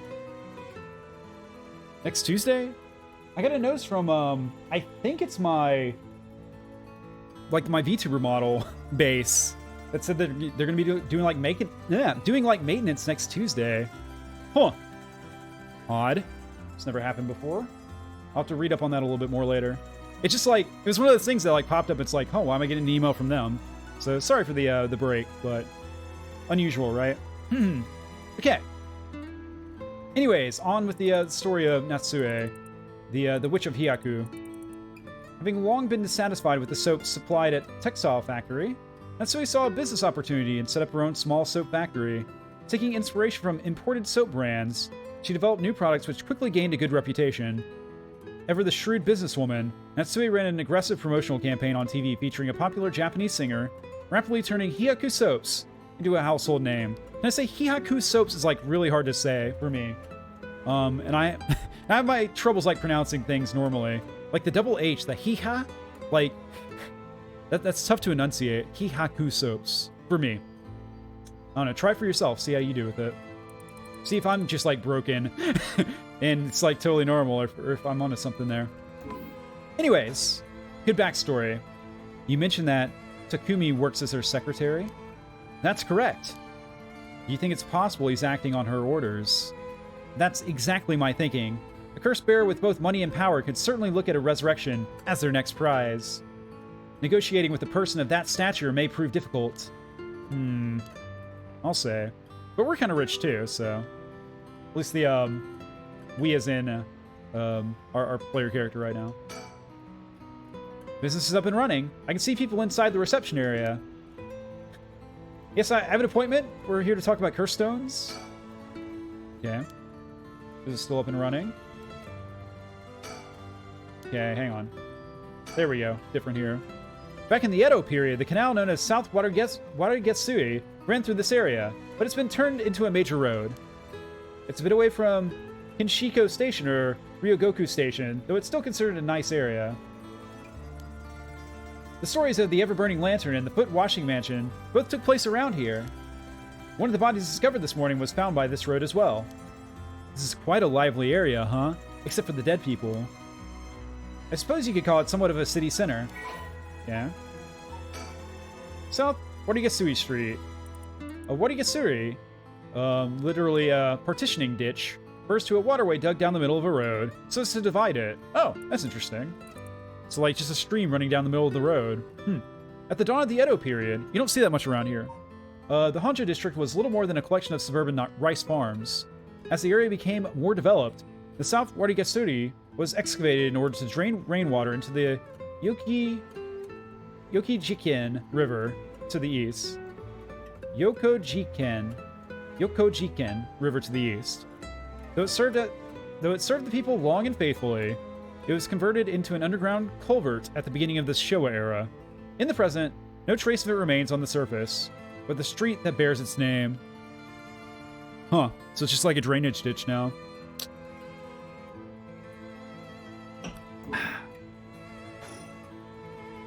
Alright. Aren't you a little bit too close, Richter? Could you back up just a few steps, buddy? He tells me he barely slept last night, and yet he seems to be brimming with energy. Was I, too, that resilient at his age?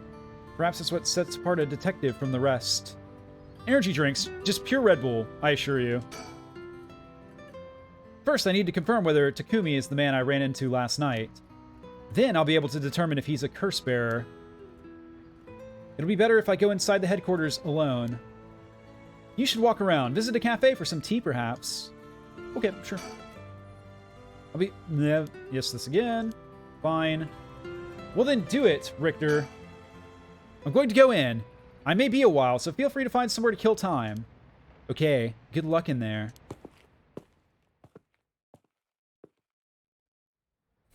And he's back. Sorry to keep you waiting. How did it go? I'll fast forward to the conclusion. I met with Takumi.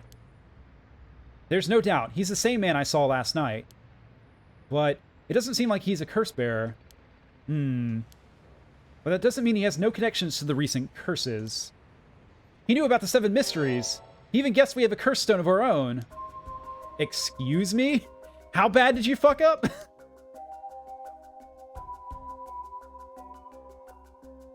I tried to approach Takumi about a fallen item after I ran into him last night, however... What was this guy's voice again? I think it was kind of deeper. You said your name was... Richter, correct? I have a favor I'd like to ask of you. I'm hoping you would hand over the curse stone in your possession. Curse stone? What are you on about? There's no need to play dumb with me. In fact, there's no time for it. I had all the same reason you did to think you were a curse bearer last night. And your arrival here only confirms it. You are a curse bearer, no?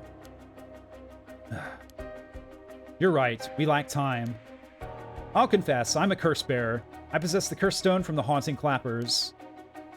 I'm glad to hear the truth. Finally, this conversation is worthwhile. It is a dangerous item you hold. Give it to me. My company will take the responsibility to dispose of it. I didn't know the soap business specialized in scrubbing the curses clean. It is the prerogative of Miss Yamamori. Is that so?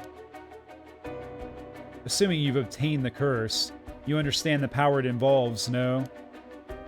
Miss Yamamori possesses supernatural powers akin to those of a god. She also has a deep love for this land, having transformed it from the pile of dirt it once was to the home of our headquarters. She cannot stomach the fact that it's now the site of these curses run rampant.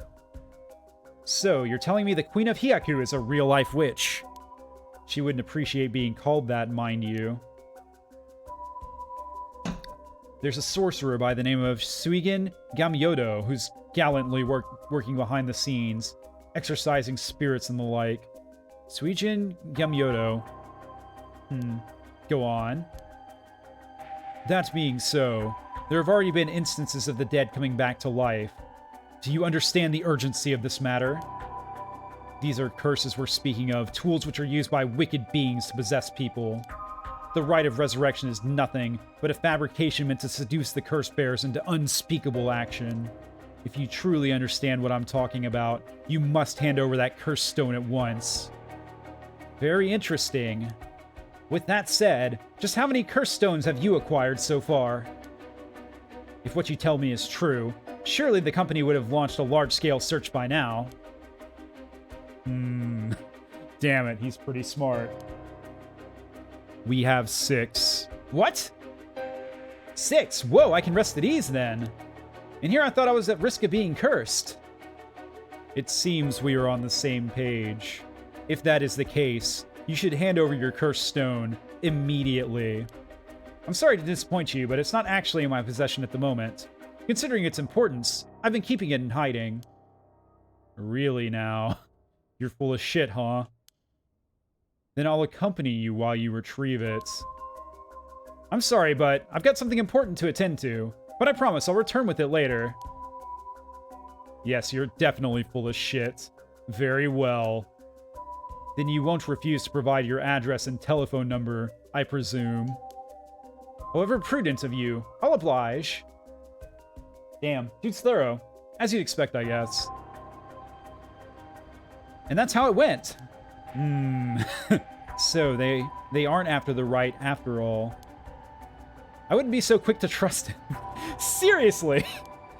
Like, you should have seen the guy. He was like the most untrustworthy person in the entire game. And there are plenty of untrustworthy people in this friggin' game. Haraway goes, oh. I believe we're dealing with a master in deception. He may well have made up a story to convince us to part ways with our stone. I think he was lying about having procured 6 curse stones as well. Like, really? 6? That's excessive. Well, now I feel gullible. You should. I mean, you hired me, right? I mean, the company is plotting something. I wonder what they mean to do with the curse stones. He seemed rather desperate to get a hold of ours, despite us not having collected any soldier eggs. Perhaps the people at Hyaku are the masterminds behind the curses being unleashed. Because the chairwoman's a witch. I wonder about that, too. If she really were that powerful, would her secretary have divulged that information so casually? Takumi was either making it up as he went, or he's trying to spread a rumor. For what purpose would he do that? Recently, people have been caught up about the occult more than ever before. If word spreads that Hyaku's chairwoman has godlike powers, she can very well benefit socially and politically from that mystique. Think so. I'm gonna chalk that up to not understanding cultural differences, because I think if a rumor went around about a politician around here that they were secretly in possession of magical powers, that wouldn't do much for them politically and socially. But what do I know? That's unsettling. Okay. How interesting that the Queen of Hyaku, or the witch, whatever she is trying to get her hands on the rite of resurrection. It's like some kind of dark fairy tale. Regardless of what it is or isn't true, we must stay one step ahead. Well, never mind. I'm not going to make any more, like, we're going to stand around and talk jokes. I think I kind of beat that one to death. I don't think it's moving anymore. Like, it's like standing around. By the way, there's one more thing of interest I heard while in the company's reception lobby. And what's that? People were discussing whether one of the bodies found this morning was that of Hyaku, an employee there. Really? So long as the officials haven't revealed the identity, it all amounts to no more than speculation, though. Despite that, I've reason to believe that Hyaku Soaps is deeply involved with the Seven Mysteries. At the very least, I can assure you I've gathered that much. The more we know, the better our negotiations will go. True. Okay, I guess we've done everything we can here? We should avoid Hyaku for the time being. It'll be a pain if I have to deal with Takumi again. Yeah, you, like, made promises and stuff to him. For a rendezvous later. So, yeah, we wouldn't keep up our end of the bargain there. Let's move on. Actually, before I move on, I'm not going to take a break here. We're going to go for another, like, half hour or so, I think, tonight. Maybe, like, 40 minutes. But I'm going to refill my water. So, give me just a sec to step away and do that. Your patience is appreciated, as always.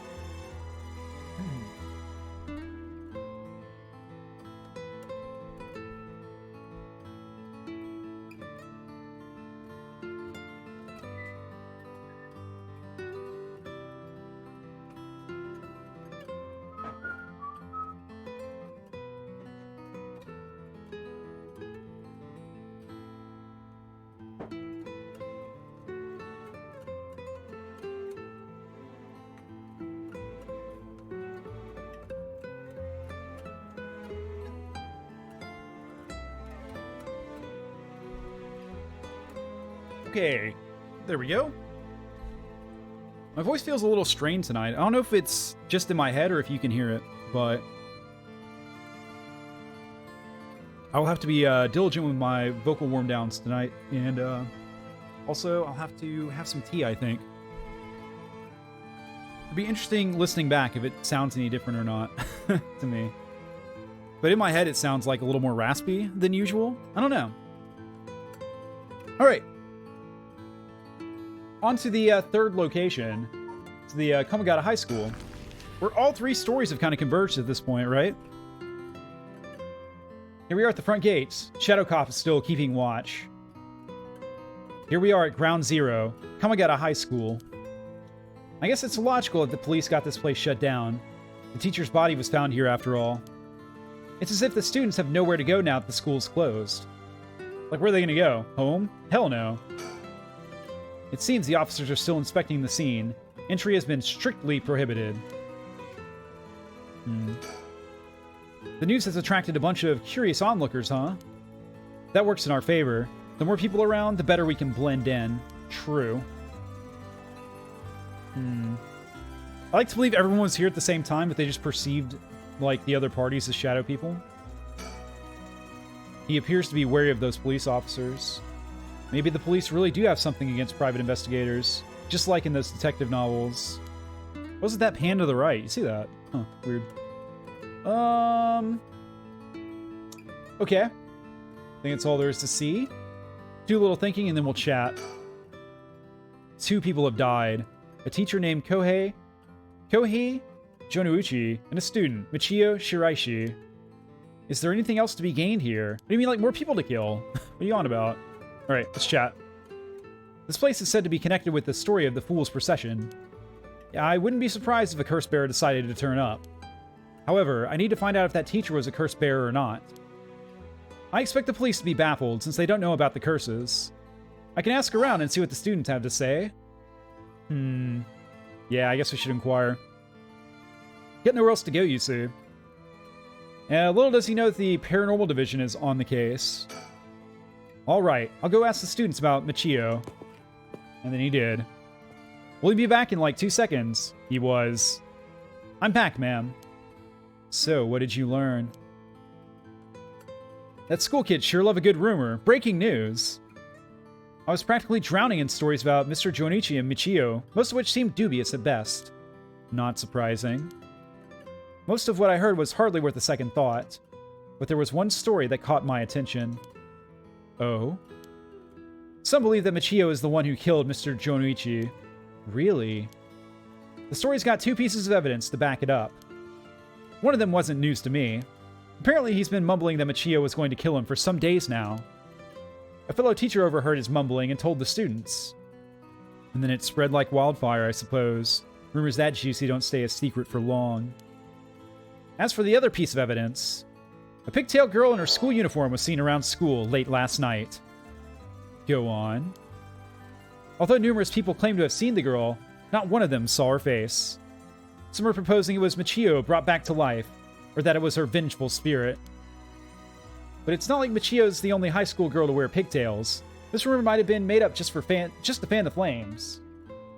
But if it were true, I want to get a hold of her in order to hear her side of the kidnapping. If she's alive, that'd be ideal. There's still one more thing I should mention. I discovered where Michio lived. A student had a list of student addresses on hand. Jeez, that's an amazing find and probably breaks the law. I believe all the students actually have a copy of said list. It truly worries me how easy it was to obtain what should have been confidential information. Me too, buddy. Me too. Imagine what would happen if that information got into the wrong hands. Well, so far it hasn't, no?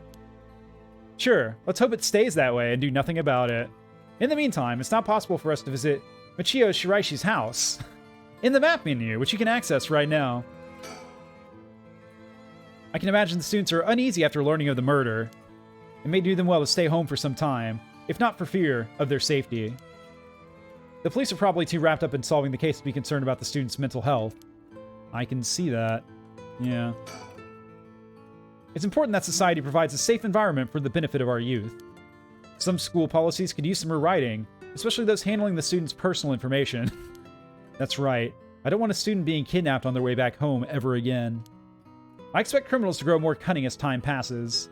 There may be times where the authorities can't keep up. That's where outlaws such as myself come in. What's this about? Actually, just forget I said anything. Okay, buddy. Seems very, like, self-justified, doesn't he? Just gotta operate outside the law where the cops can't. Because who's going to if I don't? Fair enough, guy, whatever. However, you gotta justify your life and your existence and your awesome fashion sense. Let's go to Michio's place. Where we won't find anyone, right? Near the Shiraishi household. Cops were here earlier. How did it go? I went to visit Michio Shiraishi's family home. However, no one seemed to be there. I got no answer at the door, and all the lights were out. It seems to have been empty for a while now. There was a stack of newspapers out front. Suspicious. It's a bit quieter over here. It is a residential area, after all. All these rundown row houses really scream working class, don't they? Suppose they do? I don't understand why no one's come to this house, even after Michio committed suicide. I wonder if this place is okay. Yeah, maybe cursed as hell. I bet it's cursed as hell. I never like these messy and cluttered back streets. They give me the jitters every time. It's reassuring to have someone as strong and tall and handsome and cunning and good-looking and, oh god, kiss me already, as Richter accompanying me. He looks so unfazed. I suppose a detective is used to this kind of thing, always investigating and chasing criminals. I wouldn't be cut out for it. Me either. Would be out of my depth. To be sure. And not just because I can't speak Japanese. Oh, hang on. Let's chat some more. Social connections run deep in working class areas like this place, so I decided to talk to the locals. I met a few nice old ladies who were kind enough to give me the scoop. Turns out the Shiraishi's reputation really went down the dumps this past year.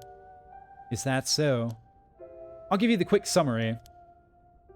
They moved here about 3 years ago. Their previous residence was in a better part of town. Michio's father died in a car accident, leaving behind just the two of them. Michio's mom, Toshiko, now a single mother, relocated here. At first, they got along with their neighbors, many who were in similar situations, helping and being helped in turn. So far, so good. What happened? Well, as I said, the reputation began to go downhill about a year ago. A man recognized as Toshiko's common-law husband had moved into the household. His name was apparently Kenkichiro Iwai. Kenkichiro Iwai. Neighborhood gossip is something else. Somehow everyone knew his name. So, what of this Iwai character? He was apparently a vulgar fellow with a criminal record. He was prone to violent outbursts. The neighbors often heard screams and shouting coming from the house. The neighbors took particular notice of Toshiko's screams, pleading with him to not hit Michio. That's terrible. As if that wasn't unsettling enough, every night the neighbors also began to hear an eerie chanting. What the fuck? Through this, the Shiraishi standing in the neighborhood plummeted rapidly. Yeah, I'll say. Understandable. The chanting thing. Toshiko was often seen covered in bruises and wounds. She stopped responding to her neighbors. She would just turn the other way when greeted. They kept their storm shutters closed even during the day, and effectively shut themselves away from the entire community. That sounds horrible. Why didn't the police step in and do something? Unfortunately, under our current laws, the police aren't allowed to get involved with domestic disputes. That's freaking awful. And then Michio reportedly killed herself. Things only got worse with Iwai, and Toshiko was admitted to the hospital for physical and mental abuse. Ever since, Iwai hasn't returned to the home. Many locals expressed sympathy for Michio's circumstances, but just as many were fed up with the Shiraishis entirely, and seemed relieved that things finally quieted down again. It seems that they were still considered outsiders even after 3 years of living here. I don't understand it. Why would Toshiko have got involved with such a brutish good-for-nothing in the first place? I've heard many stories where one partner's personality does a complete turn after entering a relationship. Well, that's freaking terrifying. Don't tell me that game. After her first husband's death, Toshiko's financial situation had also taken a turn for the worse. She was determined to send her daughter to a good high school. It's possible she fell victim to sweet promises. Life can be tough, I suppose. You don't seem moved by the story, ma'am. That's fine. People have all kinds of stories. I don't know. I'm kind of moved by it. Ooh, okay. Yeah, that just doesn't look like a good guy to me. Iwai, eh? Kenkichiro Iwai, the common-law husband of Michio Shiraishi's mother, Toshiko Shiraishi. Kenkichiro started coming and going from the Shiraishi household a little over a year ago. It seems he has served some time in prison, but the details are unknown. So, we've got a few candidates for Nejima, the murderer. And I suppose this is another one. So it could be Iwai. This is what he looked like back in the day.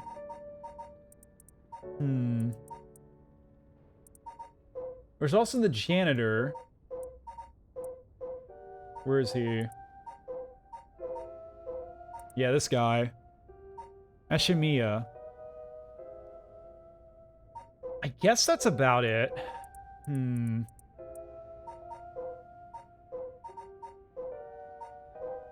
So really just two candidates. I thought for sure it was the janitor before, but this guy kind of checks a lot of boxes too. Don't know. Also, how is he going to help out with the financial situation? He's freaking unemployed. Question. No answer. Maybe the answer will come in time. Instant zoom in. Oh, so you came here too. What is it? It's the cops! Ah. Could you repeat what you know one more time for me, Richter? Bum, bum, bum. And we're stuck. We're stuck on all three! What do you mean we're stuck on all three? Well, surely we can continue this, fancy sushi storyline, right? Yeah, we'll go for one more segment, I think. Yeah,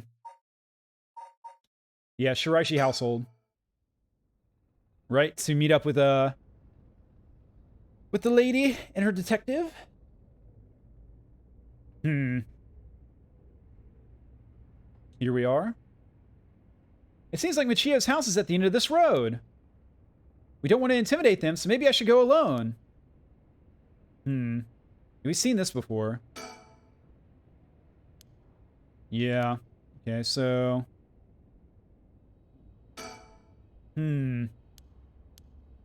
Feels like old Tokyo. Still don't get that. We've seen all this stuff before. Alright, go on, Aereo.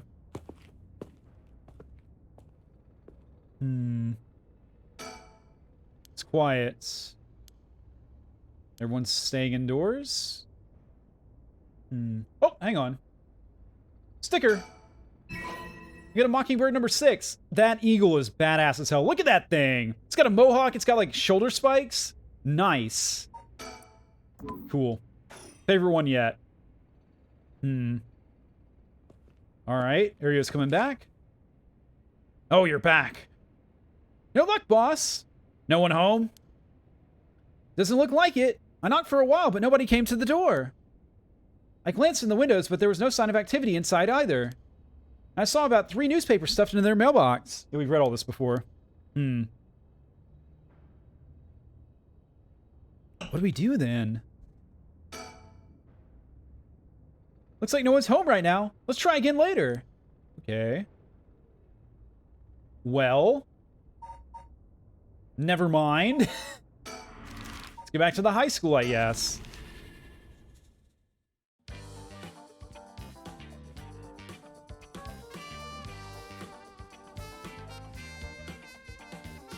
Oh, hang on. Hang on. I saw characters that aren't shadows over there. Here we are. Kamigata High. Classes are suspended for the day, so the students are just kind of wandering around aimlessly. Like zombies. Yes, I said that before. Oi! Female student. Oh, that's... Boss, what is it? You want to talk to those girls? I do!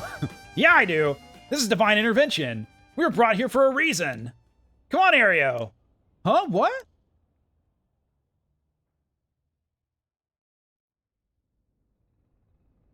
Meanwhile, at the crime scene. Hey, aren't you? You must be the high schooler skirting the child labor laws who I've heard so much about. Say that again? Sorry about that. He's with me. Mr. Tsutsumi, if that's how you feel, maybe you should look into improving my working conditions. I prefer not to work for free, to be honest. Don't you worry about that. If you help us out, you can have whatever you want. Boss's treat. Wait. Really? Thank you so much. I've always wanted to go to a fancy sushi place. Oh, yeah. Like one of those places in Ginza. I've never been. Let's go.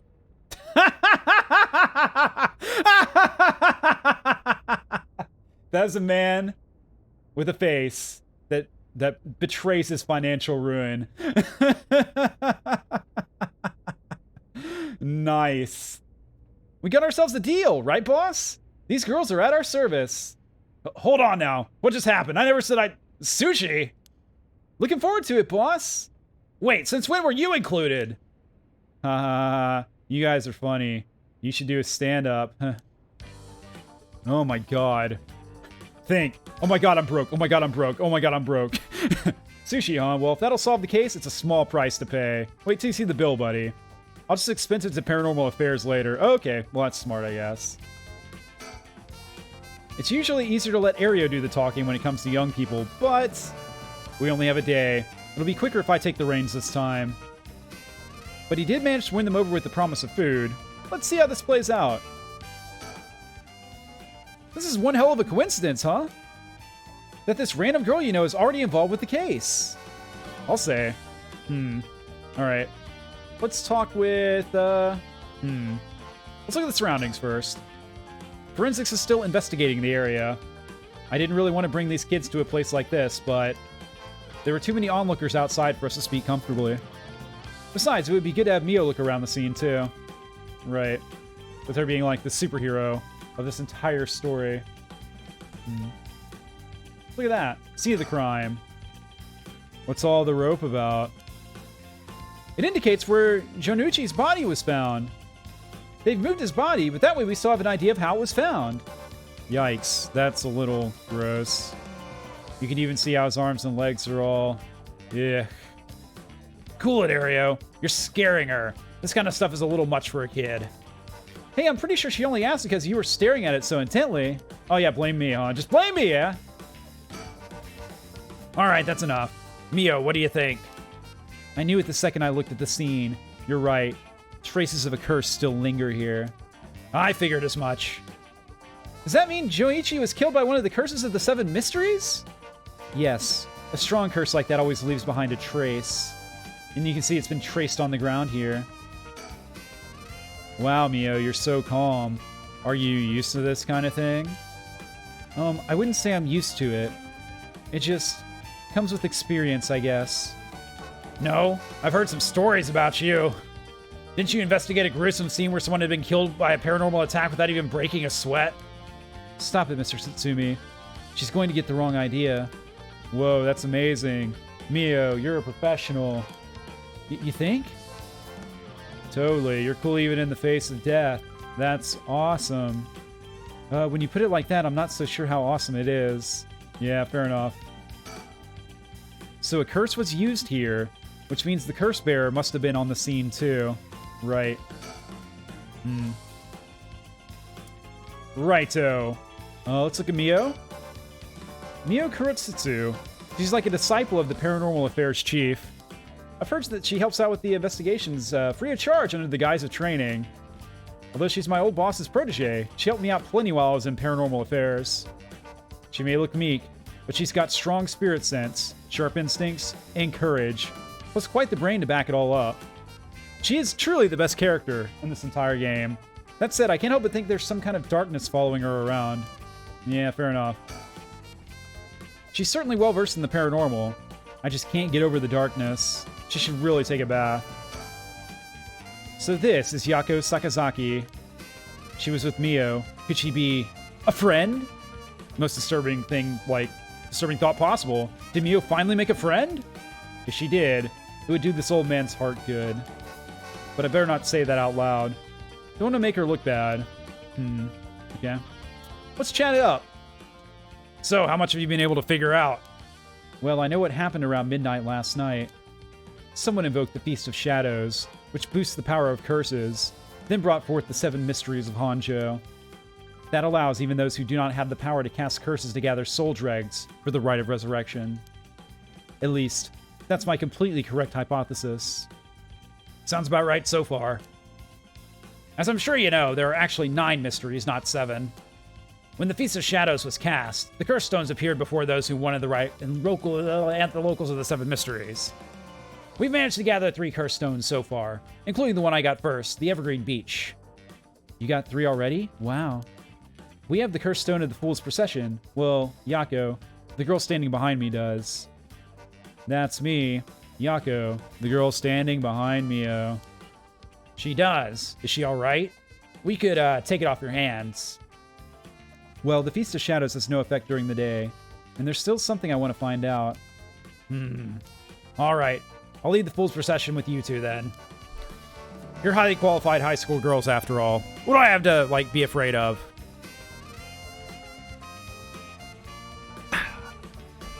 Alright. Thank you. Please keep collecting the other curse stones. I'll be looking for a way to stop the Feast of Shadows. Okay, got it. That should make things go more smoothly. What about the other curse bearers? Have you run into them? Well, last night at school. You were here last night? Oh, you were here last night? Yes, you see. And then we filled them in. Huh. Wow, that's kind of fucked up. You two were using a spirit board? That's so cool! So that's when you ran into the Curse Echo. I'm glad you survived the encounter. Somehow, we managed to get away without accidentally setting it off. The Curse Echo we saw took the shape of a woman, missing an arm and a leg. Oh, we know who that is. Yep. What? A one missing arm and a leg? That's the one-sided read. This is bad. Huh? What's so bad about that one? You fool! That's the one that the mass murderer has! Yeah, you idiot! Think! The curse bearer of the one-sided read is... Where is he? Nejima. Fumichika Nejima! He admitted himself! That's his curse! Oh, that's right! But if that's the case... Both posed. Nejima might have been here last night. What? I mean, it's possible he was lying to us, but... What? Who's Nejima? No clue. Y'all should know that a freaking murderer, a notorious murderer, was at your freaking school last freaking night, man. Let's talk about it. Yeah, no, we'll inform you, like, right away, so you can really be, like, grateful that you got away. So Nejima is trying to take advantage of the Feast of Shadows for his own nefarious purposes. Yeah, exactly. Huh? He said he's gonna massacre the city at sundown today? And he's trying to get your daughter, too? That's why we've been trying to find him, but to no avail. Honestly, this information has been the most useful we've gotten so far. So, just to be sure, could you tell me who else was at the school last night? Well, as far as we know, there was us, Mr. Jonuchi, and one of our classmates, Hitomi. Don't forget old man Ashimiya, I think. Wait, Hitomi? Do you mean Hitomi Okuda? Second year student? Yes. Well, why? Boss! So she was here last night. Huh? I saw Hitomi earlier, though, and she didn't seem like a curse bearer to me. You did? Did you talk to her? Yes. Would you mind if we ask you a few questions about that? Hitomi said she didn't want to talk to the police because she was afraid she'd become a suspect. Because she was the last person that saw, like, 2 people alive, and that seemed, like, really logical, if I recall correctly. So I can't tell you anything unless you swear you won't drag her into this. Ah, I see. Don't worry. This is about a different matter. A different matter? You mean about that police officer, Mr. Yoshimi?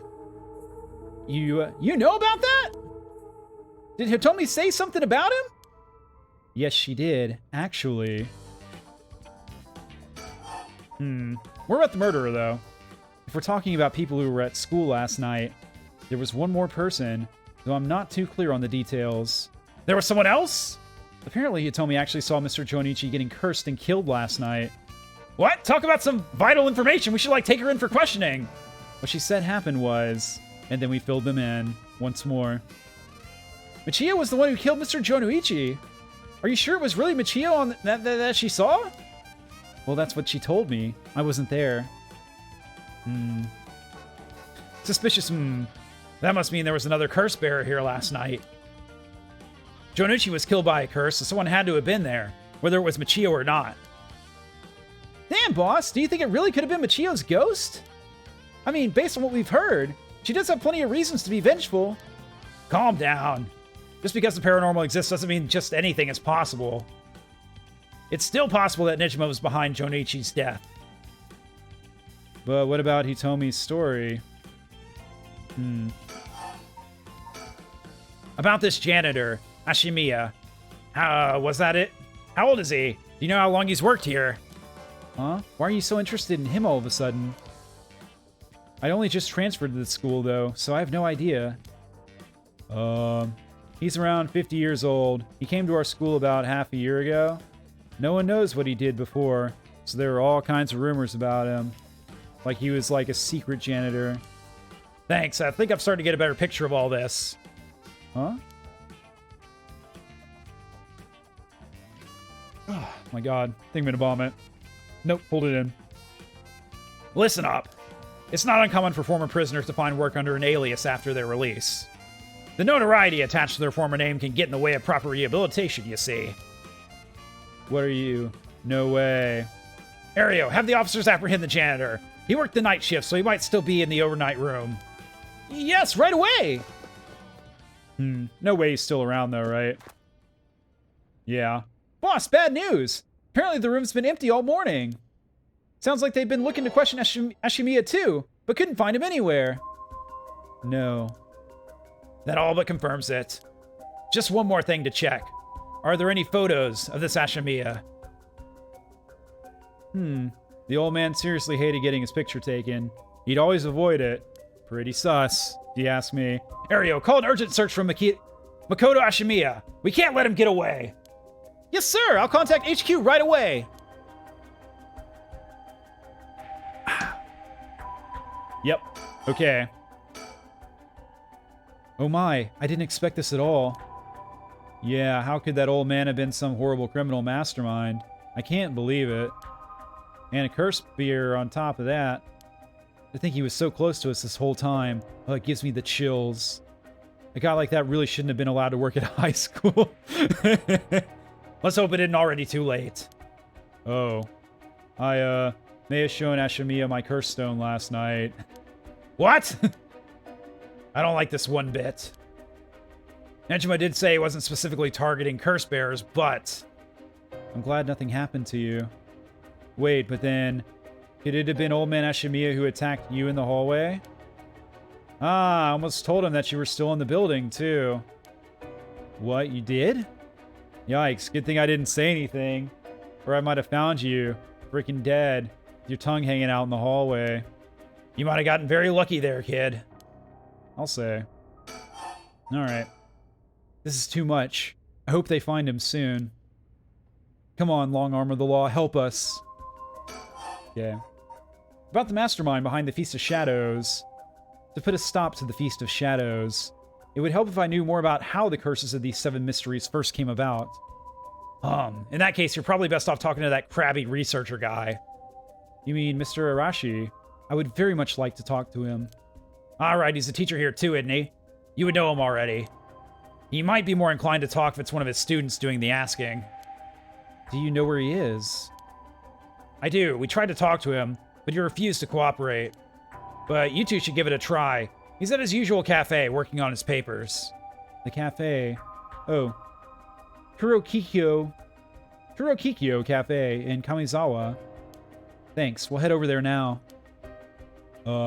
School rules say we're not allowed to go to cafes, though. Don't worry about it, I'll allow it. I am the law! Thank you.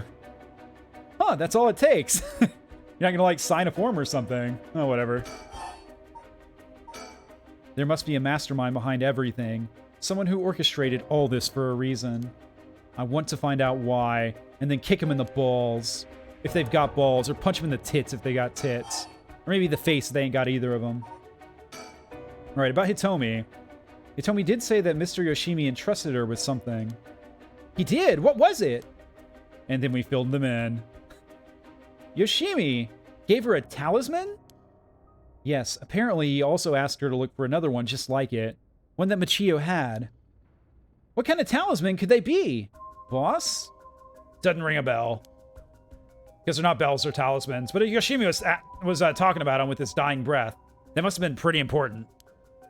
They find a talisman on Michio where her body was found. I'll check, but if they did, Yoshimi would have had plenty of time to retrieve it before he died. Right. Would you consider giving us Hitomi's contact information? I'd like to talk to her about this talisman. I'm not sure. She never opened up to anyone except Mr. Yoshimi. I'm no good, huh? I was friends with Yoshimi, though. You don't seem like too bad a guy. Not all that scary for a cop.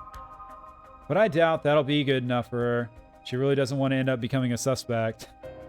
To be honest, she was even a bit wary of us. Oh, that face of rejection. Well then.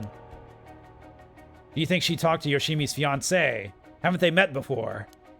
Oh, they have. She told us about that. Yes, she might be willing to talk to her. Alright, then we better find her fast. You haven't been able to reach her. That's a little worrying. Agreed.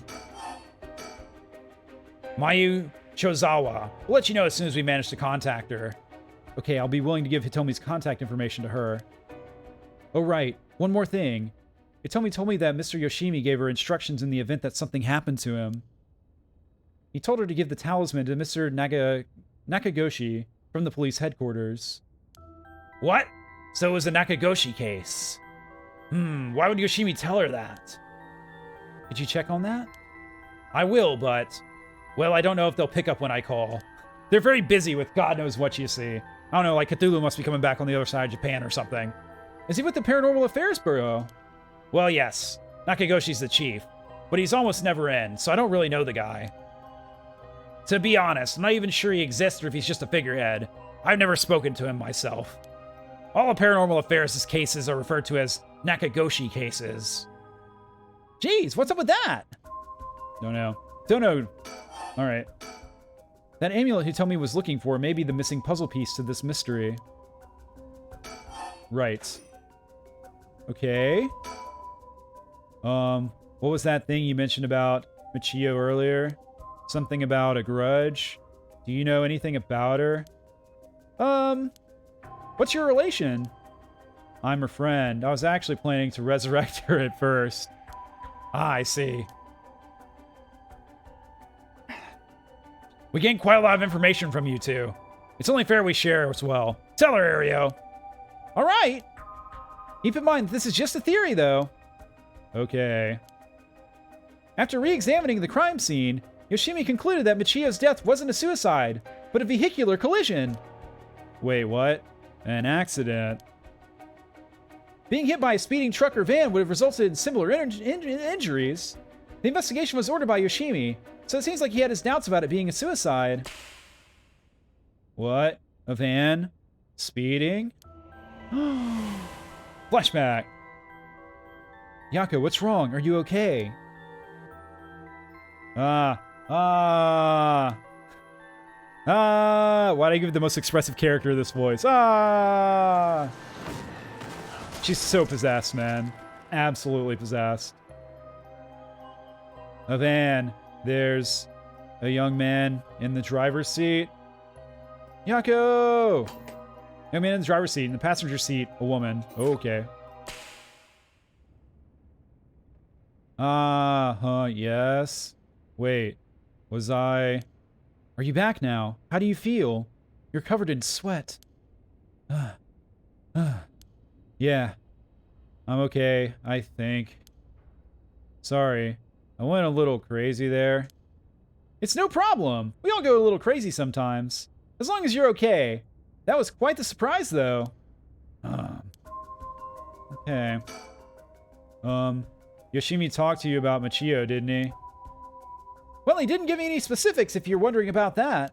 So I don't know what was truly on Michio's mind either. Right. Do you have any idea why Jonuchi was so scared of Michio? Well, about that. I'm not sure how exactly to put this, but... And then we filled them in again. I see. Well, I was half expecting that it was something like that. Thank you for telling me. Sorry, it's hard to explain. I wonder what he got his hands on to be able to blackmail her like that. Yeah, I don't know. Michio, what happened? Yeah. Well, now what? Let's think about things. Junichi was almost definitely killed by a curse. But I wonder about the exact cause of death. If the curse's origin and the cause of death are connected, it could give us another lead. Yeah. Okay, we can't talk to her anymore. We've talked to June enough, apparently. Hey, boss! Forensics is calling! I'll go see what they have to say. Sure, thanks. Boss, they found this on the ground a short distance away from the scene. What's that? Ribbon? Yeah, the kind you use to tie up your hair. What? I've seen that ribbon before. You have? Go on, then. It's the ribbon that Michio always used to wear. Dun, dun, dun. What? Doesn't that mean Michio was here? Are you sure? Definitely. I have the same one at home, sus. We bought them together. That has to be hers. Then, did she come back to life somehow? But how? Okay. If I was Michio and I came back to life, where would I go? That's the question. She got her revenge on Jonuchi, but she may have more revenge to dish out. Is there anyone she'd have a grudge against? Well, what about the guy who killed her in the collision? If she really did come back to life, then it's terribly sad that she's spending her new chance at life like this. Being obsessed with revenge is such a tragic way to live. Yeah. I'm afraid that's all we can tell you. Oh, is that all? Just like half an hour of dialogue and stuff. Don't worry, you were a big help. Thank you. We should start our search for Dejima Mayu Chozawa. It might be worth it to check on Michio's house as well, just in case. Let's use the school as our base of operations. If anything happens, go to one of the officers hanging around here. Got it. Thank you, and good luck. We'll go talk to Mr. Arashi about a way to lift the curse. All right, boss. Let's get going whenever you're ready. So now we can move on, I guess. We'll leave the curse lifting to the girls while we go looking for Nejima and Shozawa. There's also the matter of Yoshimi's talisman. But we won't get anything done staying here. We better get a move on. Yes, we better get a move on indeed, but not this time. It'll have to be next time. Yeah, I think we're back up at slot 1, aren't we?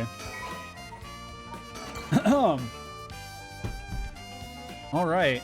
Man, guys, I gotta admit, my stomach's bugging me, and my voice is going out. So, yeah, I think we're gonna... I mean, I think it's time anyways, but... This is a bit of a struggle to get through. Thanks for bearing with me. Oh, man. Okay, a lot of progress today, though. A lot of big progress. Let's see, what happened? Actually, let's go back in so I can remember what the hell happened. Story chart, please. You really gonna do this to me, game? Okay, fine. We'll look at the persons of interest then and figure it out that way. Or maybe the files? Well, I dropped a hard save, so we should be okay, right? Yeah. Yeah. Okay. So, let's see. We started here. So, a lot of investigation in the morning. We found out up here that...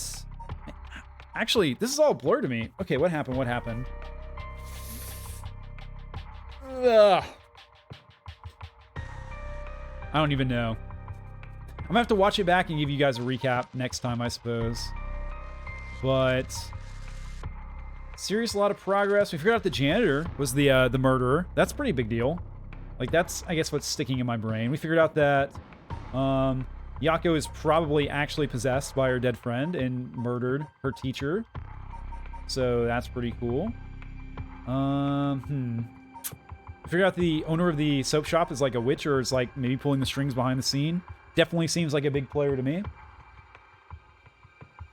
And that's pretty much it for this 2-hour, 40-minute session.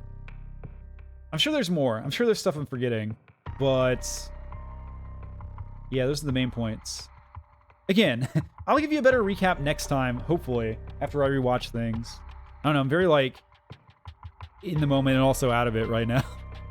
Oh, yeah, so I think I'm gonna go lay down. Guys, thank you so much for watching another session of PARANORMASIGHT. I'm really enjoying it, and I can't wait to see what happens next. Until then, wait a minute, hang on. Before the sign-off, plan for this weekend. Obviously, tomorrow's my off day. I will not be streaming unless I am possessed by a ghost that forces me to stream. On Friday, I'm thinking what we do is we have 3 different games on the weekend. So I'm thinking on Friday we'll probably play some Noita with a slight chance of the last spell. But probably Noita to kick the weekend off. Saturday will be Tabs, and then Sunday we'll do Spooky Sunday and we'll get back to this game. I retain the right to change my mind if I feel like it. But that's my plan as of right now. So, look forward to it. I know I am. Until then, take care of yourselves, guys, and I'll do my best to do the same. The couch is out of here. Later, goodbye, and see ya.